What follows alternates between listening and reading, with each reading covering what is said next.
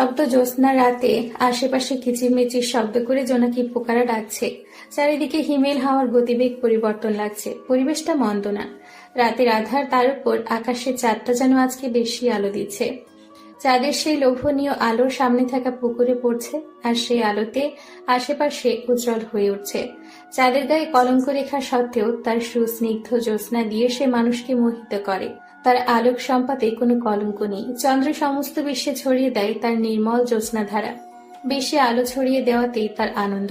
পরিবেশটা মন দিয়ে অনুভব করছে, আর এক মনে একটার পর একটা সিগারেট শেষ করছে রাফি। বছরের এই একটা দিনে রাফি শহরের বাইরের মনোমুগ্ধকর জায়গাতে আসে। রাফির মনে অনেক দুঃখ, কিন্তু সে এটা প্রকাশ করতে পারে না। কার কাছে প্রকাশ করবে? কাছের কেউ তো রাফির নেই, সবাই অনেক দূরের পথযাত্রী। রাফি বছরের এই দিনে এখানে এসে নিজের সব কষ্টের অনুভূতি ত্যাগ করে অতীতের সেই ঘটনাগুলো যেন এখনো তার সামনে ভাসছে। রাফি আরেকটা সিগারেট চালায়, দুটা টান দেয়, আর বিষাক্ত ধোঁয়াগুলো মুক্ত বাতাসের সাথে বিলিয়ে দেয়। ঠোঁটের কোণে আবারও সিগারেটটা লাগায়। তখনই পকেটে থাকা আইফোনটা বেজে ওঠে। ছোট স্ক্রিনে বড় করে টনি নামটা লেখা। রাফি নামটা দেখে বিরক্ত বোধ করে মোবাইলটা কানে লাগায়।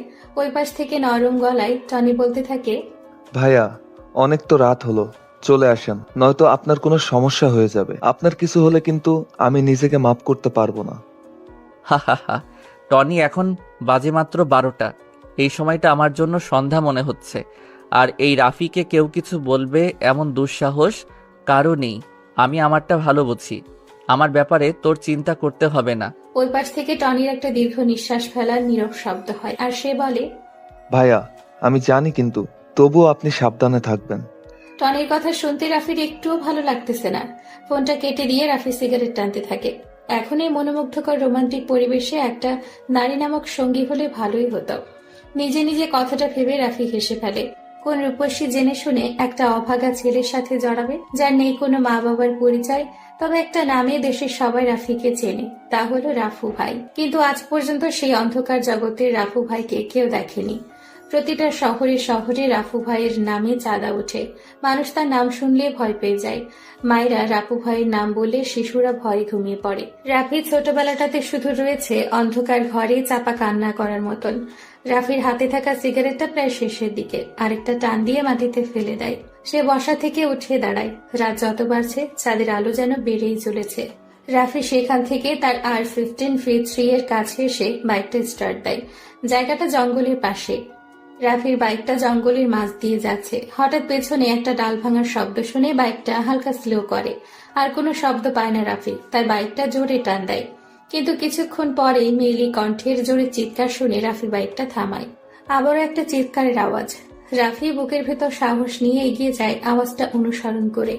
কিছু দূর যাওয়ার পর ঝোপের আড়াল থেকে কিছু লোকের কথোপকথন শুনতে পায় রাফি। পেছন থেকে পিস্তলটা বের করে হাতে নিয়ে সামনে এগিয়ে যায়। একটা কথা শুনে রাফি দাঁড়িয়ে যায়, আর লোকগুলোর কথা শুনতে থাকে। ভাই, মেয়েটা তো অনেক বেশি চিল্লাচ্ছে। কি করব এটাকে? ঘুমের ওষুধ খেলে মানুষ যেমন ঘুমিয়ে পড়ে, ঠিক তেমনভাবে ঘুমে রেখে একটা ওষুধ দিয়ে দিই। ভাই, এখানে ঘুমের ওষুধ পাবো কোথায়? আরে বোকা, ঘুমের ওষুধ মানে পিস্তলের বুলেট। আগে আমাদের কাজ শেষ করি, তারপর একটা বুলেট খরচ করে মেয়েটাকে ফেলে চলে যাব। রাকিবের কথা শুনে নুসরাত নামের মেয়েটা ভয় পেয়ে যায়। সকালের দিকে বন্ধুদের সাথে ঘুরতে এসে নুসরাত রাস্তা হারিয়ে ফেলে, আর এই ছেলেগুলো তাকে কিডন্যাপ করে এখানে নিয়ে আসে। এতক্ষণ নুসরাত জ্ঞানহীন অবস্থায় ছিল। কিছুক্ষণ আগে যখন তার জ্ঞান ফিরে, তখন সে নিজেকে এমন খারাপ অবস্থায় দেখে জোরে চিৎকার দিয়ে ওঠে।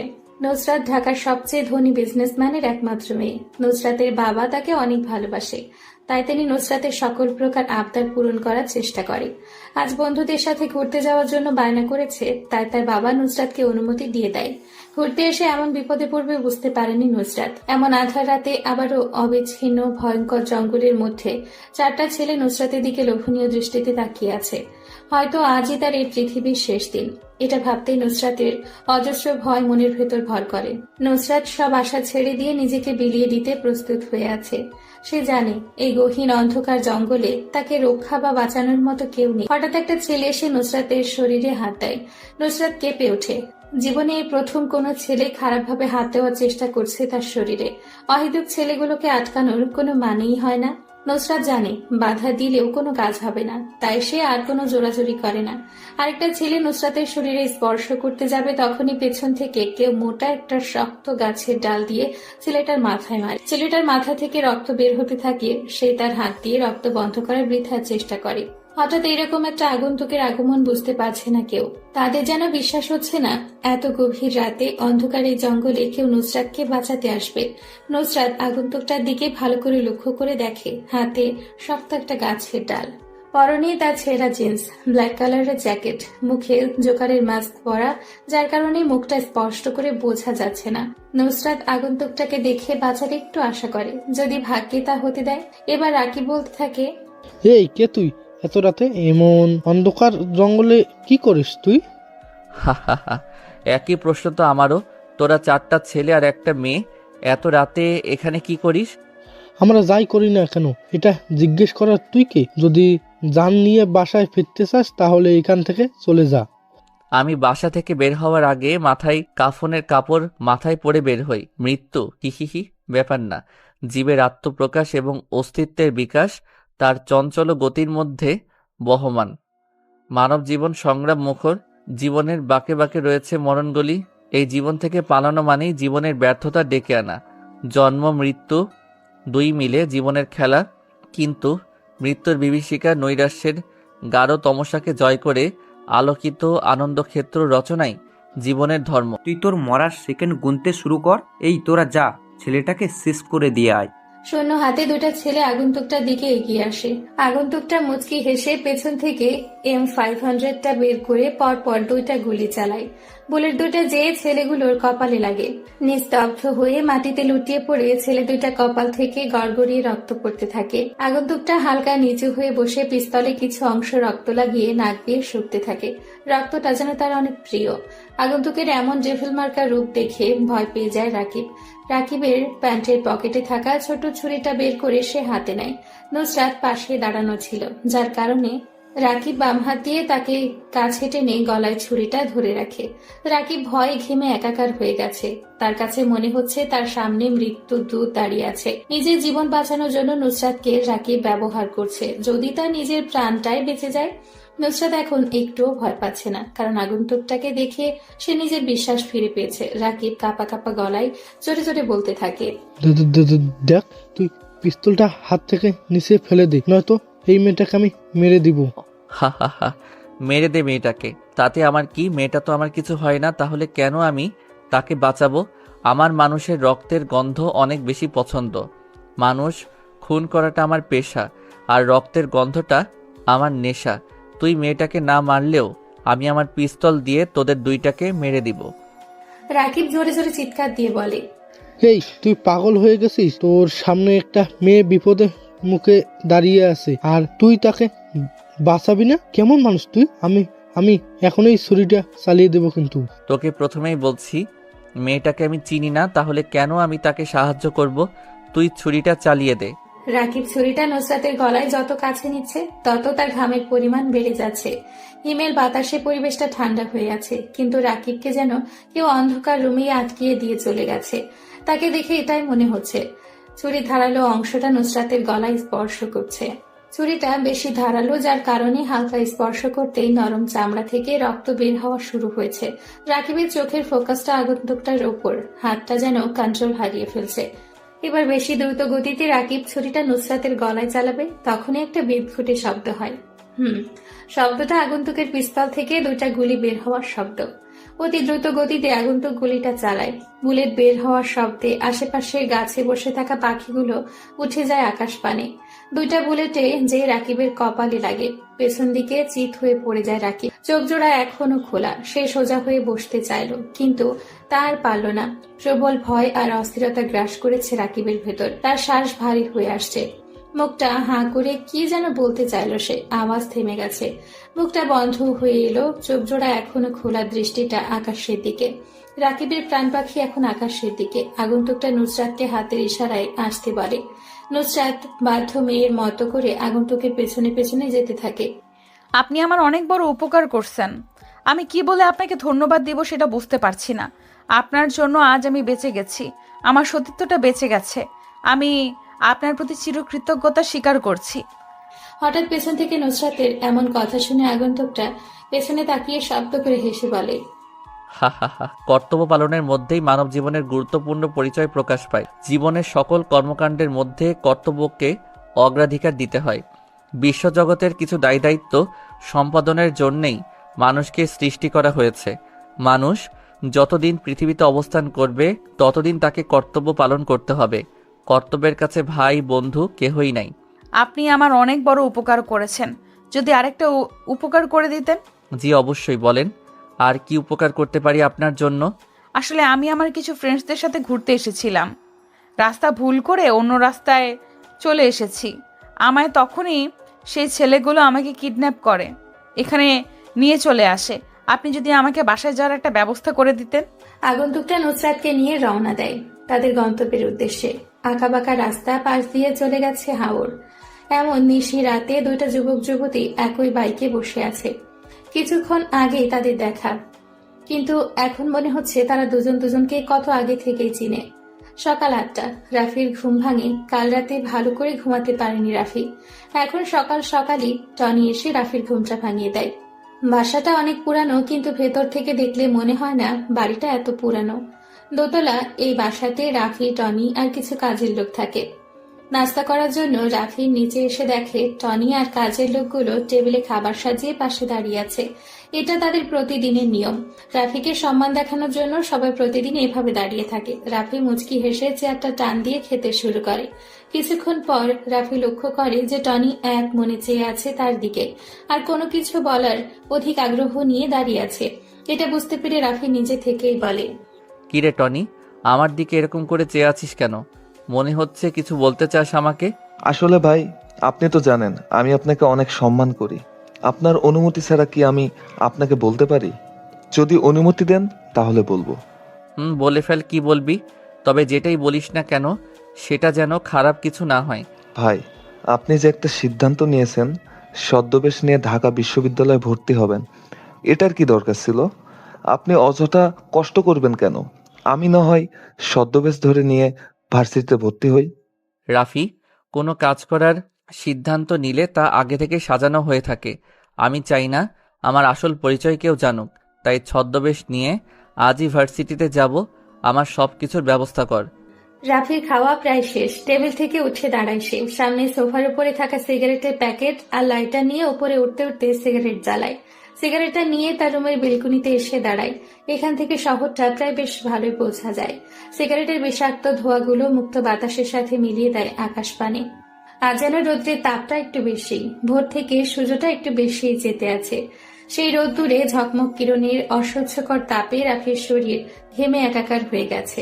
সেই ঘর্মাক্ত শরীর নিয়ে ঢাকা বিশ্ববিদ্যালয় ক্যাম্পাসে প্রবেশ করে রাফি।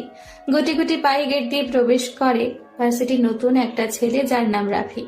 পরনে তার সাদা কালারের ফুল হাতার একটা শার্ট, বুকের বোতামটা লাগানো, চকলেট কালারের ঢিলে ঢালা একটা প্যান্ট, পায়ে একজোড়া কম দামি চটি, চোখে মোটা ফ্রেমের স্টুডেন্ট চশমা, মাথা ভর্তি লম্বা লম্বা কালো চুল, তাজ দিয়ে কাটিং করে সিঁথি করা, মুখটা শ্যামলা বর্ণের উজ্জ্বল। চশমা পরার কারণে রাফিকে কেমন যেন বোকা বোকা লাগছে। কম বেশি অনেক স্টুডেন্ট নতুন এই ছেলেটার দিকে তাকিয়ে আছে, বোঝার চেষ্টা করছে কে এই ছেলে। বছরের মধ্যের দিকে এসেছে ভার্সিটিতে, আর আগে কখনো এমন বোকা ছেলে ক্যাম্পাসে আবির্ভাব হয়নি। সবার কাছে রাফিকে হাস্যকর হাস্যকর মনে হচ্ছে। রাফি আশেপাশে তাকায়। ভার্সিটির বিশাল মাঠটা জুড়ে রয়েছে সবুজ রঙের সমাবেশ। মাঠের কোথাও কোথাও বসে আছে কিছু যুবক যুবতী, যারা নিজেদের প্রেমালাপ নিয়ে ব্যস্ত, আর কিছু স্টুডেন্ট তাদের অহেতুক কথোপকথন নিয়ে ব্যস্ত। এই শহরে সবারই ব্যস্ততা বিরাজমান। কেউ ক্ষুধার তাড়নায় কাজের সন্ধানে ঘুরে বেড়ায় ব্যস্ত শহরে। এক মুঠো ভাতের আশায় অপেক্ষার প্রহর গুনতে হয় তাদের। কিন্তু এই শহর কি দেয় তাদের? শূন্য হাতে ফিরিয়ে দেয় তাদের। যাদের বড়ি বড়ি টাকা আছে, ক্ষমতা আছে, সবাই তার পেছনেই পড়ে আছে। রাফি আরেকটু সামনে এগিয়ে যায়। কিছু ছেলে বাইকের ওপর আরাম করে বসে বসে সিগারেট ফুঁকছে, আর সামনে দিয়ে যেই মেয়েগুলো যাচ্ছে তাদের মুখের ওপর ভেতর থেকে ছাড়া সেই বিষাক্ত ধোঁয়াগুলো নিক্ষেপ করছে। রাফি তাদেরকে পাশ কাটিয়ে চলে যাবে, তখনই বাইকের ওপর বসা আরাফ নামের ছেলেটা রাফিকে ডাক দেয়। রাফি পেছনে ফিরে দাঁতগুলো বের করে বোকার মতো একটি হাসি দিয়ে ছেলেগুলোর সামনে যেয়ে দাঁড়ায়। ছেলেগুলো রাফির দিকে মজার দৃষ্টিতে তাকিয়ে বলে, কি রে, নাম কি তোর? জি, রাফু না রাফি আমার নাম। রাফি নামটা ঠিক আছে, কিন্তু রাফু উচ্চারণ করিস কেন? রাফু ভাইকে চিনিস তুই? না না, আমি কোনো রাফু ভাইকে চিনি না। কে রাফু ভাই? আহা, তুই এমন করে আটকে আটকে কথা বলছিস কেন? মনে হয় রাফু ভাইয়ের নাম শুনে ভয় পেয়ে গেছিস। এই শহরে এমন কেউ নেই যে রাফু ভাইকে না চিনে। ছোট থেকে বড় সবার জন্য রাফু নামটা আতঙ্কের প্রতীক। ভাই, আমি সত্যি কখনো রাফু নামের কাউকে চিনি না। যদি আপনি দয়া করে আমাকে রাফু ভাইয়ের একটা ছবি দেখাইতেন তাহলে ভালো করে চিনতে পারতাম। এই দেখ সবাই কি বলে, এই ছেলে সে নাকি রাফু ভাইকে দেখবে। শালা, রাফু ভাইকে চিনবে, ছবি দেখার পারে না, তার নামটাই যথেষ্ট। আর তুই বলছিস রাফু ভাইকে দেখবি? ভাই, আপনিও কি রাফু ভাইকে দেখেন নাই? মাদারের বাচ্চা, কতক্ষণ ধরে বলবো? রাফু ভাইকে কেউ কখনো নিজ চোখে দেখেনি। উনি এমন একজন লোক যার সামনে 100 জন মানুষ মারা কোনো ব্যাপার না। তার কথায় এমপি মন্ত্রী সবাই উঠে বসে। আচ্ছা, রাফু ভাই যদি আপনার সামনে আসে তখন আপনি কি তাকে চিনতে পারবেন? এমন বোকা বোকা প্রশ্ন করিস কেন? রাফু ভাই আমার সামনে অহেতুক আসবে কেন? আর আসলেও আমি চিনতে পারবো তার ভয়ঙ্কর আগমন। পরনে থাকে কালো রকস্টারের ড্রেস, মুখে ভূতের মাস্ক, মধ্য দিয়ে কাটা যেটা দিয়ে ভাই সিগারেট টানে। আরাফের কথা শুনে রাফি মুচকি হেসে বলে, ভাই, বর্ণনা শুনে মনে হলো উনি ভয়ঙ্কর একটা মানুষ। আর আমার মনে হয় রাফু ভাইয়ের সাথে আপনার দেখা হয়ে গেছে, সেটাও আবার অনেক কাছ থেকে, কিন্তু আপনার অজান্তেই হয়ে গেছে। তুই যে বড় একটা বোকা সেটার প্রমাণ দিয়ে দিলি। রাফু ভাই আমার সামনে আসছে আর আমি নিজেই জানি না, তুই সেটা ভালো জানিস। এই রিফাত, একটা সিগারেট জ্বালিয়ে রাফির কাছে দে। ভাই, আমি তো সিগারেট খাই না, আমার কাছে সিগারেটের ধোঁয়াগুলো সহ্য হয় না। রাফির এমন কথা শুনে উপস্থিত সবাই জোরে জোরে হাসতে থাকে, যার কারণে আশেপাশের অনেক স্টুডেন্টের ফোকাস রাফিদের দিকে। রিফাত পকেট থেকে একটা সিগারেটের প্যাকেট আর একটা লাইটারটা বের করে সিগারেট নিয়ে আগুন জ্বালায়। ডান হাত দিয়ে সাবধানে সিগারেটটা রাফির ঠোঁটের কাছে নিয়ে আসে। এটা দেখে রাফি পেছতে থাকে। সিয়াম নামের ছেলেটা পেছন থেকে রাফিকে আটকে দেয়।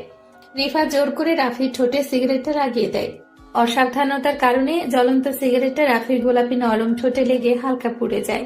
সিগারেটের বিষাক্ত ধোঁয়াগুলো রাফির মুখের ভেতরে যাওয়ার জন্য সে জোরে জোরে কাশতে থাকে।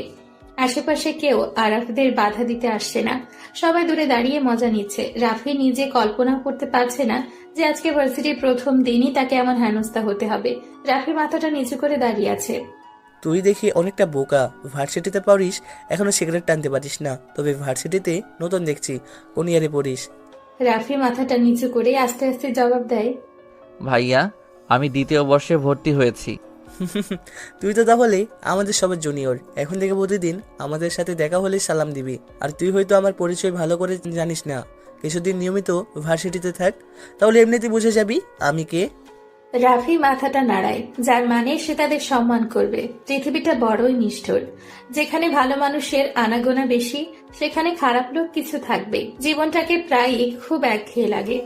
কখনো কি এমনটা মনে হয়েছে যে আপনি নিজেই নষ্ট করেছেন নিজের জীবনটা? কিংবা মাঝে মাঝে বিষণ্ণতায় নিজের জীবনের প্রতি বিরক্তি চলে আসে? এমন পরিস্থিতি প্রায় প্রতিটি মানুষের জীবনেই আসে। মাঝে মাঝে সবকিছুকে খুব অর্থহীন মনে হয়। নিজের জীবনটাকে বদলে দিয়ে নতুন ভাবে জীবনের অর্থ খুঁজে নিতে নিজেকে কিছু প্রশ্ন। কি অবাক বিষয়! অবাক হলেও সত্যি যে নিজেকে কিছু বিশেষ প্রশ্ন করে নিজে মনে মনে উত্তর পাওয়া যায়। নিজের মনের কাছে এই প্রশ্নগুলো করলে সত্যিই জীবনটা বদলে যাবে এবং জীবনটাকে অনেক বেশি অর্থবহ মনে হবে। রাফি তার নিজের জীবন থেকে অনেক কিছু শিখেছে। আজ এটা তার নতুন একটা অনুভূতি সৃষ্টি। শশীটা শশীদের হাতেই সবচেয়ে বেশি নির্যাতিত হয়। যে কখনো সম্মান পায়নি, সে জানে না অন্যকে কিভাবে সম্মান করতে হয়। রাফি নিজের পরিচয় গোপন রেখে আস্থা বুঝতে পারছে। রাফি নিজের শত্রুকে খুব কাছ থেকে জানে। সে এটা সব সময় চিন্তা করে শত্রুকে ক্ষমা করে দাও, কারণ তুমি বড় মনের মানুষ, তাই নয় কারণ শত্রুদের নিয়ে ভাববে। তুমি এতটা পিছিয়ে পড়া মানুষই তো নও। রাফি ক্লাসের দিকে রওনা দেয়। 2য় বর্ষের ইকোনমিক্স ডিপার্টমেন্টটা বেশ সুন্দর আর বড়। এখনো ক্লাসে কোনো শিক্ষক প্রবেশ করেনি। রাফি ক্লাসে প্রবেশ করে। সবাই অবাক দৃষ্টিতে তার দিকে তাকিয়ে আছে। এতক্ষণে সবাই বুঝে গেছে রাফি নামের এই বোকা ছেলেটা এই ক্লাসেরই স্টুডেন্ট। রাফি বুঝতে পারছে না কোথায় যেয়ে বসবে, কারণ কম বেশি সবাই ধনী পরিবারের সন্তান। রাফি যে একটা ছেলের পাশে বসে। গা ঘেঁষে বসবে না। পাশে বসা ছেলেটি চিৎকার করে উঠল। রাফি চমকে উঠে তাকালো তার দিকে। অবাক হয়ে ছেলেটার দিকে তাকিয়ে থাকে রাফি। কেন সে গা ঘেঁষে বসতে পারবে না? ছেলেটি রাফির তাকিয়ে থাকা দেখে বলতে থাকে, এই ছেলে, রাফিনা কি যেন নাম তোমার? তুমি আমার পাশে এসে বসছো কেন? পিছনে তো আরো সিট আছে, ওইগুলোতে যেয়ে বসো। ভাইয়া আমি আপনার পাশে বসলে কি সমস্যা হয়? আর সামনের সিট থাকতে আমি পিছনে যেয়ে বসবো কেন? তুমি দেখছি অনেক বোকা, কিছু বোঝো না। আর তোমাকে দেখে বোকা বোকাই মনে হয়। তুমি আমার পাশে বসলে আমাকেও বোকা বোকা লাগবে। তোমার সাথে আমার কি যাই দেখো একবার। ভাইয়া আমি তো নতুন, আপনার পাশেই বসি। বুঝতে পারো, একটা শর্ত, তুমি আরো দূরে যেয়ে বসো, আমার আশেপাশে যেন তোমাকে না দেখি। রাফি মাথা নাড়ায়। সে বসে বসে চিন্তা করছে, পৃথিবীতে সব থেকে নির্লজ্জ হলো মানুষের মন। কিছু কিছু মুহূর্তে মানুষ খুব একা হয়ে যায়। যার মনের অবস্থা বোঝার ক্ষমতা কারো থাকে না। জীবন তো বহমান নদী, থেমে থাকে না। অনেক কিছু আশা থাকলেও পাওয়া যায় না। আশাগুলো পড়ে থাকে শুধুই স্মৃতি হয়ে। জীবনের অনেক কিছুই যায় হারিয়ে। রাফি তার অতীত নিয়ে বেশ গম্ভীরভাবে চিন্তা করে। জীবন আসে, জীবন ভাসে অজানা স্রোতে, তবুও জীবন এগিয়ে চলে আশার লক্ষ্য পথে। রাফি তার অতীতকে নিয়ে ভাবে, কিন্তু ভবিষ্যৎকে ঠিকই সুন্দর করার চিন্তা করে। জীবনের কোনো একটা সময় মানুষ নিজেকে খুব অসহায় ভাবে, যেটা রাফি পেছনের দিনগুলোতে ফেস করেনি। এখন তার সামনে সেই ভয়ঙ্কর অতীত ভেসে ওঠে। রাফি এগুলো চিন্তা করছিল, তখনই ক্লাসের দরজায় কড়া নাড়ে সাইফুল স্যার। খুবই সাহিত্য প্রেমিক তিনি, পড়ান কম, কিন্তু সাহিত্য গল্প বলেন বেশি। স্যারের পরনে একটা ফুল হাত আর সাদা কালারের শার্ট, কালো প্যান্ট, চোখে পাওয়ারের চশমা, ক্লিন শেভ করা মুখ, কিন্তু নাকের নিচে বড় বড় হেস কাটা গোপের জন্য তাকে বেশ মানিয়েছে। সাইফুল স্যার চেয়ার টেনে বসে পড়ে। তিনি কিছু একটা ভেবে বলে, আজ তোমাদের আমি একটা নতুন গল্প শোনাইব, সবাই প্রস্তুত হও। সকল স্টুডেন্ট নিজেদের গুছিয়ে স্যারের দিকে মন দেয়। রাফিও তাদের মধ্যে একজন। স্যার এবার বলতে শুরু করে, সালাম আলাইকুম ভাই, একটু সরেন, ওই সিটটা আমার। তাকিয়ে দেখে কালো রোগামতো অদ্ভুত দর্শনের একজন লোক পাশের সিটটাকে ইঙ্গিত করে দাঁড়িয়ে আছে। তাড়াতাড়ি সালামের জবাব দিয়ে সরে তাকে ভেতরে ঢোকার জন্য জায়গা করে দিল। ঢোকার সময় লোকটার গায়ে হাত লাগার পর তার শরীরটা কেমন যেন ঠান্ডা ঠান্ডা লাগলো। একটু ভয় পেয়ে গেল। লোকটা মনে হয় ব্যাপারটা বুঝতে পারল এবং রহস্যময় মুচকি একটা হাসি দিল। কিছুক্ষণ লোকটার দিকে তাকিয়ে অন্য পাশে ফিরে বসলো। বাসটা ছেড়ে দিল। অনেকদিন পর নানার বাড়িতে যাচ্ছে। বিভিন্ন সমস্যার কারণে মাঝখানে কয়েক বছর যাওয়া হয়নি। এবার একটা বড় ধরনের ছুটি পাওয়ার ফলে রওনা দিল। বাড়িতে নানা নানি আর দূর সম্পর্কের দুজন মামাতো ভাই ছাড়া কেউ থাকে না। আগে অনেক লোকজন থাকতো, আমরাও বিভিন্ন সময় সেখানে চলে যেতাম। সেই সব স্মৃতি মাঝে মাঝে উকি দিয়ে যায়। কত মজাই না হতো। তাই নাকি, নানার বাড়ি যাচ্ছেন? হঠাৎ লোকটা প্রশ্ন করে বসলো। কিছুটা অবাক হয়ে জবাব দিল, জি, আপনি কি করে বুঝলেন? না, আপনাকে ওই বাড়িতে দুই একবার দেখছি বলে মনে হচ্ছে। আপনার নানার নাম করিম উদ্দিন ভুইয়া না? জি, আপনি আমার নানাকে চেনেন? আগে প্রায় সময় ওই বাড়িতে যেতাম, এখন আর যাওয়া হয় না। ভাবলাম বাড়িতে তখন অনেক লোকই আসতো, সবাইকে তো আর চেনা সম্ভব না, ওদের মধ্যে কেউ একজন হবে আর কি। এমন সময় বিভিন্ন দিক থেকে হর্নের শব্দ কানে আসতে শুরু করলো। তাকিয়ে দেখে সামনে বিশাল জ্যাম লেগে গিয়েছে। আজকে মনে হয় বাড়ি যেতে অনেক রাত হয়ে যাবে। আপনার নাম কি? আমার নাম সগির, আপনার নানাদের পাশে গ্রামে থাকতাম। থাকতাম মানে এখন আর থাকেন না? না। বলে লোকটা একটা দীর্ঘশ্বাস ফেললো।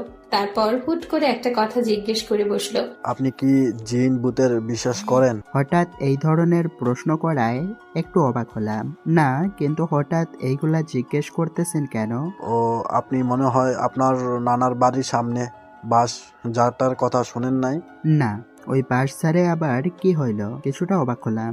আছে, ওইটা সম্পর্কে বিরাট এক কাহিনী আছে। ওই কাহিনী শুনলে জিন ভূতের বিশ্বাস করা শুরু করবেন। প্রত্যেক গ্রামেই এ ধরনের কিছু কাহিনী প্রচলিত থাকে, এগুলা বিশ্বাস করার কোনো মানেই হয় না। আপনার যদি সমস্যা না থাকে তাহলে বলতে পারেন। আচ্ছা বলি তাহলে, ওই কাহিনী এটা ঘটেছিল আমার নিজের জীবনেও। এরপর লোকটা তার কাহিনী বলা শুরু করলো। আমাদের গ্রামের এক বাড়িতে 16 বছর বয়সে একজন যুবতী মেয়ে থাকতো। বাড়িতে তার সাথে তার বাবা মা আর ছোট একটা ভাই থাকতো। মেয়েটি দেখতে বেশ সুন্দরী ছিল, যার ফলে প্রায় সময় গ্রামের বখাটে ছেলেরা তাকে বিরক্ত করত। একবার অন্য গ্রাম থেকে আসা এক ছেলে তাকে প্রেমের প্রস্তাব করে, কিন্তু মেয়েটা তার প্রস্তাব ফিরিয়ে দেয়, যার ফলে ছেলেটা তাকে স্কুল যাওয়ার পথে এবং বিভিন্ন সময় দেখা হলে বিরক্ত করত। একবার ওই ছেলেটা দলবল নিয়ে গ্রামে এসে মেয়েটাকে রাস্তা থেকে ধরে ওই বাসস্ট্যান্ডে নিয়ে যায়। সেখানে তারা মেয়েটাকে ধর্ষণ করে। এরপর তারা মেয়েটাকে মেরে ফেলে এবং সেখানেই ফেলে রেখে চলে যায়। পরদিন ওই জায়গা থেকে মেয়েটার লাশ উদ্ধার করা হয় এবং ইমাম সাহেবের ফতোয়া অনুযায়ী জানাজা ছাড়াই কবর দেওয়া হয়। এর আগে পুলিশের লোকজন এসে দেখে যায়, কিন্তু তারা কিছুই করতে পারে না। এই ঘটনার পর মেয়েটার পরিবার ওদের ঘরবাড়ি ফেলে অন্য কোথাও চলে যায়। একবারও না থেমে বলে যেতে থাকে। তখন থেকেই গ্রামের লোকজন বলা বলি করতে থাকে ওই বাসছাড়ে নাকি প্রায় সময় একটা মেয়েকে একা বসে কাঁদতে দেখা যায় এবং যুবক ছেলে দেখলে ধরে নিয়ে যায়। তাই লোকজন রাতের বেলা ওই রাস্তাটা খুব একটা বেশি দরকার না হলে ব্যবহার করতো না। আমার বয়স তখন খুব একটা বেশি ছিল না, তাই সবাই আমাকে ওই জায়গা দিয়ে চলতে নিষেধ করত। কিন্তু আমি এসব বিষয়কে খুব একটা পাত্তা দিতাম না, এগুলোকে গুজব বলে মনে করতাম। তারপরও ওই জায়গা দিয়ে খুব একটা যেতাম না। কথাগুলো বলে থামে সাইফুল স্যার। ওনাকে দেখে মনে হচ্ছে বেশ হাঁপিয়ে উঠেছে, বয়স বেড়েছে। এখন বেশি কথা বললে নিজের কাছেও কেমন যেন বিরক্তি বিরক্তি লাগে। সবার দিকে চেয়ে দেখে সব স্টুডেন্ট ওনার দিকে আগ্রহের দৃষ্টিতে তাকিয়ে আছে। স্যার মুচকি হেসে বলে, গল্পটা এখনো শেষ হয়নি। আজ আমি হাঁপিয়ে উঠেছি, কালকে পরেরটুকু বলবো। কথাটা বলে তিনি আর থামেন না, বেরিয়ে যায় নিজের গন্তব্যে। সকাল থেকে ছিল সূর্যের প্রচন্ড তেজ। দুপুরবেলা মাটিতে পা ফেলা যাচ্ছিল না। বাইরে তাকালে যেন চোখ ঝলসে যেতে চাইছিল। বিকেলের দিকে আকাশে হালকা হালকা কালো মেঘ জমতে শুরু করলো। সবাই বলা বলি করতে লাগলো এবার বৃষ্টি নামবে, কিন্তু বৃষ্টির জন্য প্রতীক্ষার অবসান আর হয় না। আবার আকাশ থেকে সরেও যায় না মেঘ। কি হবে? বৃষ্টি কি হবে? রাত বাজে 10টা। বাইরে ঝিরিঝিরি করে বৃষ্টি পড়ছে। রিমঝিম রিমঝিম বৃষ্টির একটানা শব্দে মন আচ্ছন্ন হয়ে যায়। গাছের শাখায় বাতাসে ঝাপটা কানে বাজে। রাফি কালো কালারের রেনকোটটা পরে বাইকের চাবিটা হাতে নেয়। 2 কদম এগিয়ে সামনের দিকে গেলে টনির সাথে দেখা হয় রাফির। টনিও কালো কালারের একটা রেনকোট পরে দাঁড়িয়ে আছে। দেখে মনে হচ্ছে কারো অপেক্ষা করছিল দাঁড়িয়ে। রাফি ছোট ছোট চোখ করে টনির দিকে তাকিয়ে বলে, টনি, এখানে রেইনকোট পরে দাঁড়িয়ে আছিস কেন? মনে হয় কারোর জন্য অপেক্ষা করছিলি। ভাই, আজকের রাতের মিশনের জন্য রেডি হয়ে আপনার জন্য অপেক্ষা করছি, চলেন ভাই। আজকে আমি একাই মিশনে বের হব, কাউকে আসা লাগবে না। রেইনকোট খুলে রেস্ট কর। ভাই, আমি অন্তত পক্ষে আপনার সাথে যাই। আপনার যদি কিছু হয়ে যায় তাহলে? রাফি তার বাম হাতটা হালকা উঁচু করে বলে, টনি, আমি বেশি কথা পছন্দ করি না। আমি জানি আমার কিছু হবে না, তবে শিয়ালের মতো 1000 বছর না বেঁচে সিংহের মতো একদিন বাঁচা ভালো। রাফি কথাটা বলে সামনের দিকে এগিয়ে যায়। টনিকে কোনো প্রকার কথা বলার সুযোগ না দিয়ে ব্ল্যাক কালারের বাইকে যেয়ে বসে রাফি। গন্তব্য এখনো শহরের কিছু উচ্ছৃঙ্খলা সৃষ্টিকারী লোকের উদ্দেশ্যে। ওসমান, শরীফ, রাব্বি, ঢাকার টপ মাফিয়া, সালমানের অতি কাছের লোক। যত ধরনের মামলা আছে সবগুলো ওদের নামে করা, কিন্তু সালমানের ক্ষমতার কারণে কেউ কিছু বলতে পারে না। প্রতিদিন ওরা 3 জন মদ জুয়া খেলার জন্য পাশেই বড় একটা ক্যাসিনোতে যায়। আজকে মনে হয় বেশি মদ খেয়ে ফেলেছে, তাই হেলে দুলে হাঁটতে হাঁটতে বাসার উদ্দেশ্যে রওনা দেয়। হালকা হালকা ঝিরে ঝিরে বৃষ্টি পড়ছে, তাই ওরা 3 জন একটু জোরে গতিতে পা চালায়। হঠাৎ তারা দেখতে পায় রাস্তার মাঝে বাইকের ওপর আরাম করে বসে সিগারেট ফুঁকছে কোনো এক অচেনা অজানা আগন্তুক। 3 জনের মধ্যে সবচেয়ে বেশি ঝামেলা পছন্দ করে উসমান। উসমান একটু এগিয়ে যায় আগন্তুকের দিকে। উসমানের শরীরটা কাক ভেজা, মুখে কালো কালারের স্টাইল করা দাড়ি থেকে টুপটুপ করে পানি ঝরছে। বৃষ্টির পানির জন্য সব নেশা কেটে গেছে। ওসমান আগন্তুকের কাছাকাছি চলে এসেছে। আগন্তুক তার পরনে কালো কালারের রেনকোট, মুখে ভুতুড়ে কাটা মাস্ক, যে অংশ দিয়ে সে নিকোটিনের ধোঁয়া উড়াচ্ছে। আজকে এই ব্যস্ত শহরটা কেমন যেন নিস্তব্ধতা বিরাজ করছে। কোথাও কোনো মানুষের আনাগোনা দেখা যাচ্ছে না। হয়তো বৃষ্টির আমেজ থাকার জন্য সবাই ঘরে অবস্থান করছে। দূর থেকে ল্যাম্পপোস্টের ঘোলাটে আলো দিচ্ছে। পিচঢালা রাস্তাটা আজ বৃষ্টির পানিতে বিদঘুটে কালো আকৃতি ধারণ করেছে। আগন্তুকের হাতে থাকা সিগারেটটা শেষ হয়ে গিয়েছে। সিগারেটের না পোড়া অংশটুকু ভেজা রাস্তার উপর ফেলে দেয়। রেনকোটের পকেট থেকে আরেকটা সিগারেট আর লাইটার বের করে। সিগারেটে আগুন ধরাবে তখনই ওসমান তার ডান হাত দিয়ে আগন্তুকের হাত থেকে সিগারেট আর লাইটারটা কেড়ে নেয়। আগন্তুকটা কিছু বলে না, শব্দ করে একটা হাসি দেয়। এমন হাসি শব্দ শুনে পেছন থেকে শরীফ আর রাব্বি ওসমানের থেকে কিছু দূরত্বে অবস্থান করে। ওসমান বেশ গম্ভীর গলায় আগন্তুককে উদ্দেশ্য করে বলে, এই বৃষ্টি অন্ধকার রাতে তুই রাস্তার মাঝে বাইক থামিয়ে বসে বসে সিগারেট ফুঁকছিস কেন? আগন্তুক কিছু বলে না, আবার একটা বেদখুটে হাসি দেয়।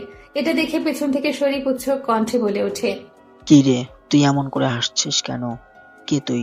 আর এখানে স্থির হয়ে বসে আছিস কেন? আগন্তুকটা এবার মুখ খুলল। আমি কে সেটা আমি নিজেও জানি না, তবে নিজের পরিচয় নিজে দিতে কেমন যেন লাগে, তাই নিজের নাম আর পরিচয়টা ছড়িয়ে দিয়েছি মানুষের মাঝে। আমি এখানে বসে আছি কয়েকটা মেহমানের অপেক্ষায়। এত রাতে কোন মেহমানরা আসবে যার জন্য তুই রাস্তার মাঝে পথ আটকে এভাবে বসে থাকবি? হা হা হা, আমার মেহমান তো চলে এসেছে, কিন্তু কিভাবে তাদের আপ্যায়ন করব তা বুঝতে পারছি না। সবাই আশেপাশে পেছনে সামনে তাকায়, কিন্তু কাউকেই দেখতে পায় না। ওসমান রেগে বলে, কোথায় তোর মেহমান? আমরা দেখছি না কেন? মজা করছিস আমাদের সাথে? জানিস আমরা কে? মেহমান নিজেই যদি বলে মেহমান কোথায়, তাহলে এতে আমার কি করার আছে? আর আমি তোদের সাথে মজা করতে যাব কেন? তোরা কি আমার বন্ধু লাগিস? ভাই, তোরা কার লোক সেটা না বললে আমি জানবো কি করে? আমরা সালমান ভাই এর কাছের লোক। উসমানের কথা শুনে আগন্তুকটা জোরে জোরে হাসতে থাকে, যেন মনে হচ্ছে উসমান কোনো বড় ধরনের হাসির কথা বলেছে। সবার ভেতরে একটা রাগ সৃষ্টি হয়েছে আগন্তুকের প্রতি।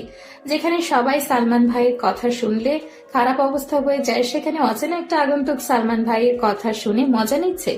আগন্তুকের হাসি যেন উসমানের সহ্য হয় না, তাই সে রেগে বলে, এই তুই এভাবে হাসছিস কেন? আমি কি কোনো মজার কথা বলছি? হা হা হা, তুই কোনো মজার কথা বলিসনি, তবে গুরুত্বপূর্ণ কথার সময় হাসি আমার একটু বেশি পায়। সবার সাথে গুরুত্বপূর্ণ কথা বলার সময় হাসতে নেই। হয়তো সেই লোকটা তোর মতো সাইকো না। হা হা হা, সাইকো শব্দটা ছোট, কিন্তু একটা মানুষ এই শব্দের জন্য অনেক কিছু থেকে পিছিয়ে যায়। আমি নিজেও জানি না যে আমি একটা সাইকো, তবে মাস্তানির ব্যাপারে আমি খুবই সতর্ক থাকি। দেখ, অনেক রাত হয়েছে, আমি বুঝতে পারছি তোর কোনো মেহমান আসবে না। তুই আজকে মনে হয় বেশি খেয়ে ফেলেছিস, তাই আবোল তাবোল বকছিস। বাসায় যা, এমনিতেই ঠিক হয়ে যাবে। বস, আমি মদ খেলেও নেশা আমায় ধরতে পারে না। আমার ভিতর পুরোপুরি নেশা দিয়ে ডুবে আছে। আমার মেহমান চলে এসেছে, কিন্তু তাদের আপ্যায়নটা কিভাবে শুরু করব তা বুঝতে পারছি না। সে কখন থেকে শুনছি মেহমান চলে এসেছে, কিন্তু কোথায় তোর মেহমান? আমাদের সামনে আসতে বল, আমরা তার আপ্যায়ন করব। হা হা হা, আজকে সবচেয়ে বড় মেহমান তো তোরা সবাই, কিন্তু তোদের আপ্যায়ন যে কিভাবে করব। তুই যে একটা পাগল সেটা আমি বুঝে গেছি। রাস্তার মাঝে থেকে বাইকটা সরা তাড়াতাড়ি, আমরা যাব, নয়তো তিনজন মিলে তোকে এখানে মেরে চলে যাব, কেউ জানতেও পারবে না। তোদের জন্য কখন থেকে বাইকের উপর বসে বসে অপেক্ষা করছি, কিন্তু তোদের আসতে আসতে অনেক দেরি হয়ে গেছে। আমার আর ভালো লাগছে না। অ্যাকশন শুরু করি তাহলে।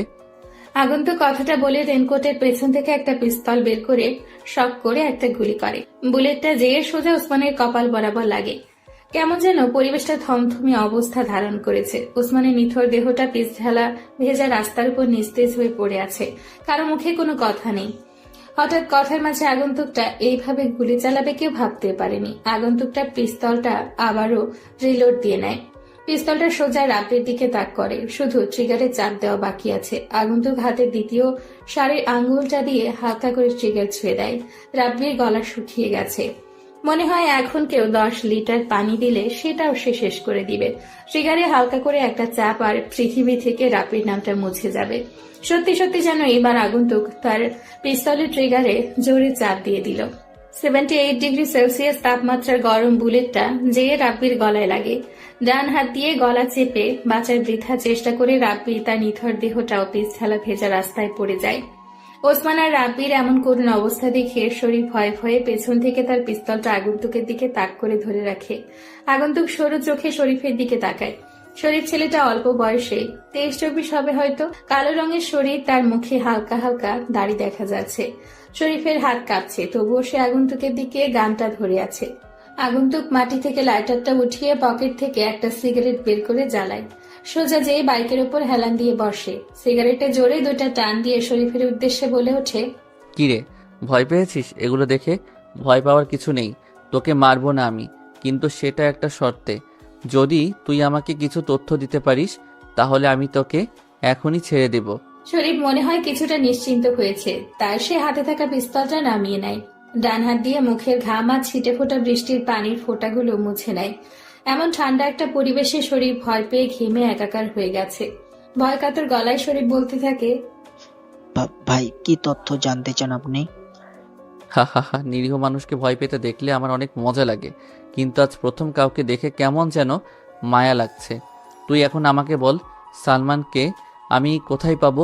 ভাই আমি কিভাবে বলবো সালমান ভাই এখন কোথায় থাকে? আমি কিছু জানি না এই বিষয়ে। ওসমান সব সময় সালমান ভাইয়ের সাথে বেশি থাকতো। আমি তো তেমন কিছু ভালো করে জানি না। আমাকে ছেড়ে দেন প্লিজ ভাই। ছেড়ে দিব? হি হি হি, সেই ভুলটা আমি আর করছি না। এই রাফি বেশি কথা আর বেশি প্রশ্ন করা পছন্দ করে না। আমি নিজে নিজে সালমানকে বের করব, তবে এখন তোকে বাঁচিয়ে রাখা আমার ঠিক হবে না। ভালো থাকিস উপরে। আগন্তুক তার পিস্তলটা দিয়ে সোজা একটা গুলি করে। গরম বুলেটটা যেয়ে শরীফের কপালে লাগে। কপাল ফেটে তাজা রক্ত বের হতে থাকে। বৃষ্টির আমেজে আজকে শহরটা কেমন যেন নীরব হয়ে আছে। দূর থেকে ভেসে আসছে কিছু পাতি কুকুরের বিদফুটে ডাক। হয়তো ওরা এতক্ষণে তাজা রক্তের গন্ধ পেয়ে গেছে। বৃষ্টি থাকার জন্য আসতে পারছে না। বৃষ্টির গতিবেগ বেড়েই চলেছে। ঝিরিঝিরি থেকে এখন বড় বড় ফোঁটায় মুষলধারে বৃষ্টি পড়ছে। মাঝে মাঝে আবার জোরে জোরে বিদ্যুৎ চমকানোর বিকট শব্দে কেঁপে উঠছে শহরটা। জায়গাটা আগের মতোই থাকবে, তবে কাল সকাল থেকে এই জায়গায় মানুষ ভয়ে ভয়ে চলাচল করবে। জীবনটা এক যুদ্ধক্ষেত্র, চড়াই উতরাই থাকবে। সবকিছু পেরিয়ে গেলে তবে তো জিত আসবেই। আগন্তুক শরীফের মৃতদেহের পাশে ছোট্ট করে লিখে, কিং রাফি ভাই। আগন্তুক সেখানে আর এক মুহূর্ত দাঁড়ায় পর্যন্ত না। বাইকটা স্টার্ট দিয়ে অন্ধকার রজনীতে তার গভীরতায় হারিয়ে যায়। ভাই, সালমানের কোনো খবর পেয়েছেন? সকাল প্রায় 8টার কাছাকাছি। রাফি ঘুম থেকে উঠে নিজে এসে সোফায় বসে পড়ে। টনি চায়ের কাপটা হাতে নিয়ে রাফির সামনে থাকা ট্রি টেবিলের উপর রাখে। গরম চা থেকে বাষ্প হয়ে নিরবিচ্ছিন্ন ধোঁয়াগুলো উঠতে থাকে। দুজনের মধ্যে এক প্রকার নীরবতা বিরাজ করছে। তখনই টনি রাফিকে উদ্দেশ্য করে কথাটা বলে। টনির কথায় রাফি হাত থেকে চায়ের কাপটা টেবিলের উপর রেখে ছোট ছোট চোখ করে একটা মুচকি হাসি দেয়। সামনের দেওয়ালে ফিট করা 32 ইঞ্চি টিভিটা রিমোট দিয়ে অন করে। প্রথমেই খবরের চ্যানেলটা ভেসে ওঠে। একজন মহিলা খবর পড়ছে। টিভিতে বলা হচ্ছে ব্রেকিং নিউজ। আজ সকালে বনানীর একটা পরিত্যক্ত গোডাউনের পাশে 3টা লাশ পাওয়া যায়। পুলিশ এখনো তাদের তদন্তের কাজ চালিয়ে যাচ্ছে। তবে পুলিশের একটাই বক্তব্য, বাংলাদেশের সবচেয়ে বড় মাফিয়া লিডার রাফু ভাই এই খুনটা করেছে। কিন্তু রাফু ভাই এই শহরে এসে 3 জন লোক খুন করেছে, এটা কি সত্যি নাকি রাফু ভাই সেজে অন্য কেউ এই খুনগুলো করেছে? সবই এখন জনগণের কাছে অস্পষ্ট আর পুলিশের কাছে ধোঁয়াশা। এখন এই পর্যন্ত। এতক্ষণ আমাদের সাথে থাকার জন্য ধন্যবাদ। টনি অবাক হয়ে তাকিয়ে আছে রাফির দিকে। টনির কাছেও কেমন যেন ধোঁয়াশা মনে হচ্ছে সবকিছু। রাফি চায়ের কাপে তার গোলাপি রঙের ঠোঁটটা লাগিয়ে আরেকটু চুমুক দেয়। টনির দিকে তাকায়। ছেলেটা রাফির জন্য অনেক চিন্তা করে।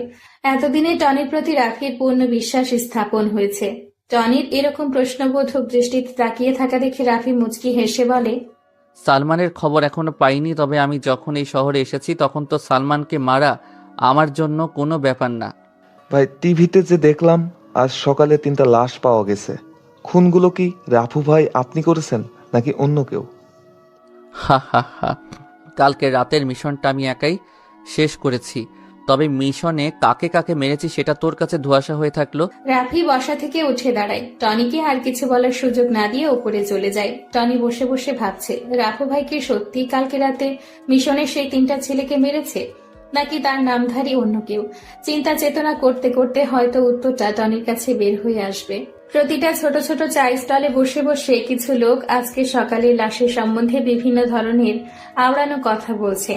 সাধারণত এসব ছোট ছোট দোকানে অনেক অনেক কথা বলে থাকে।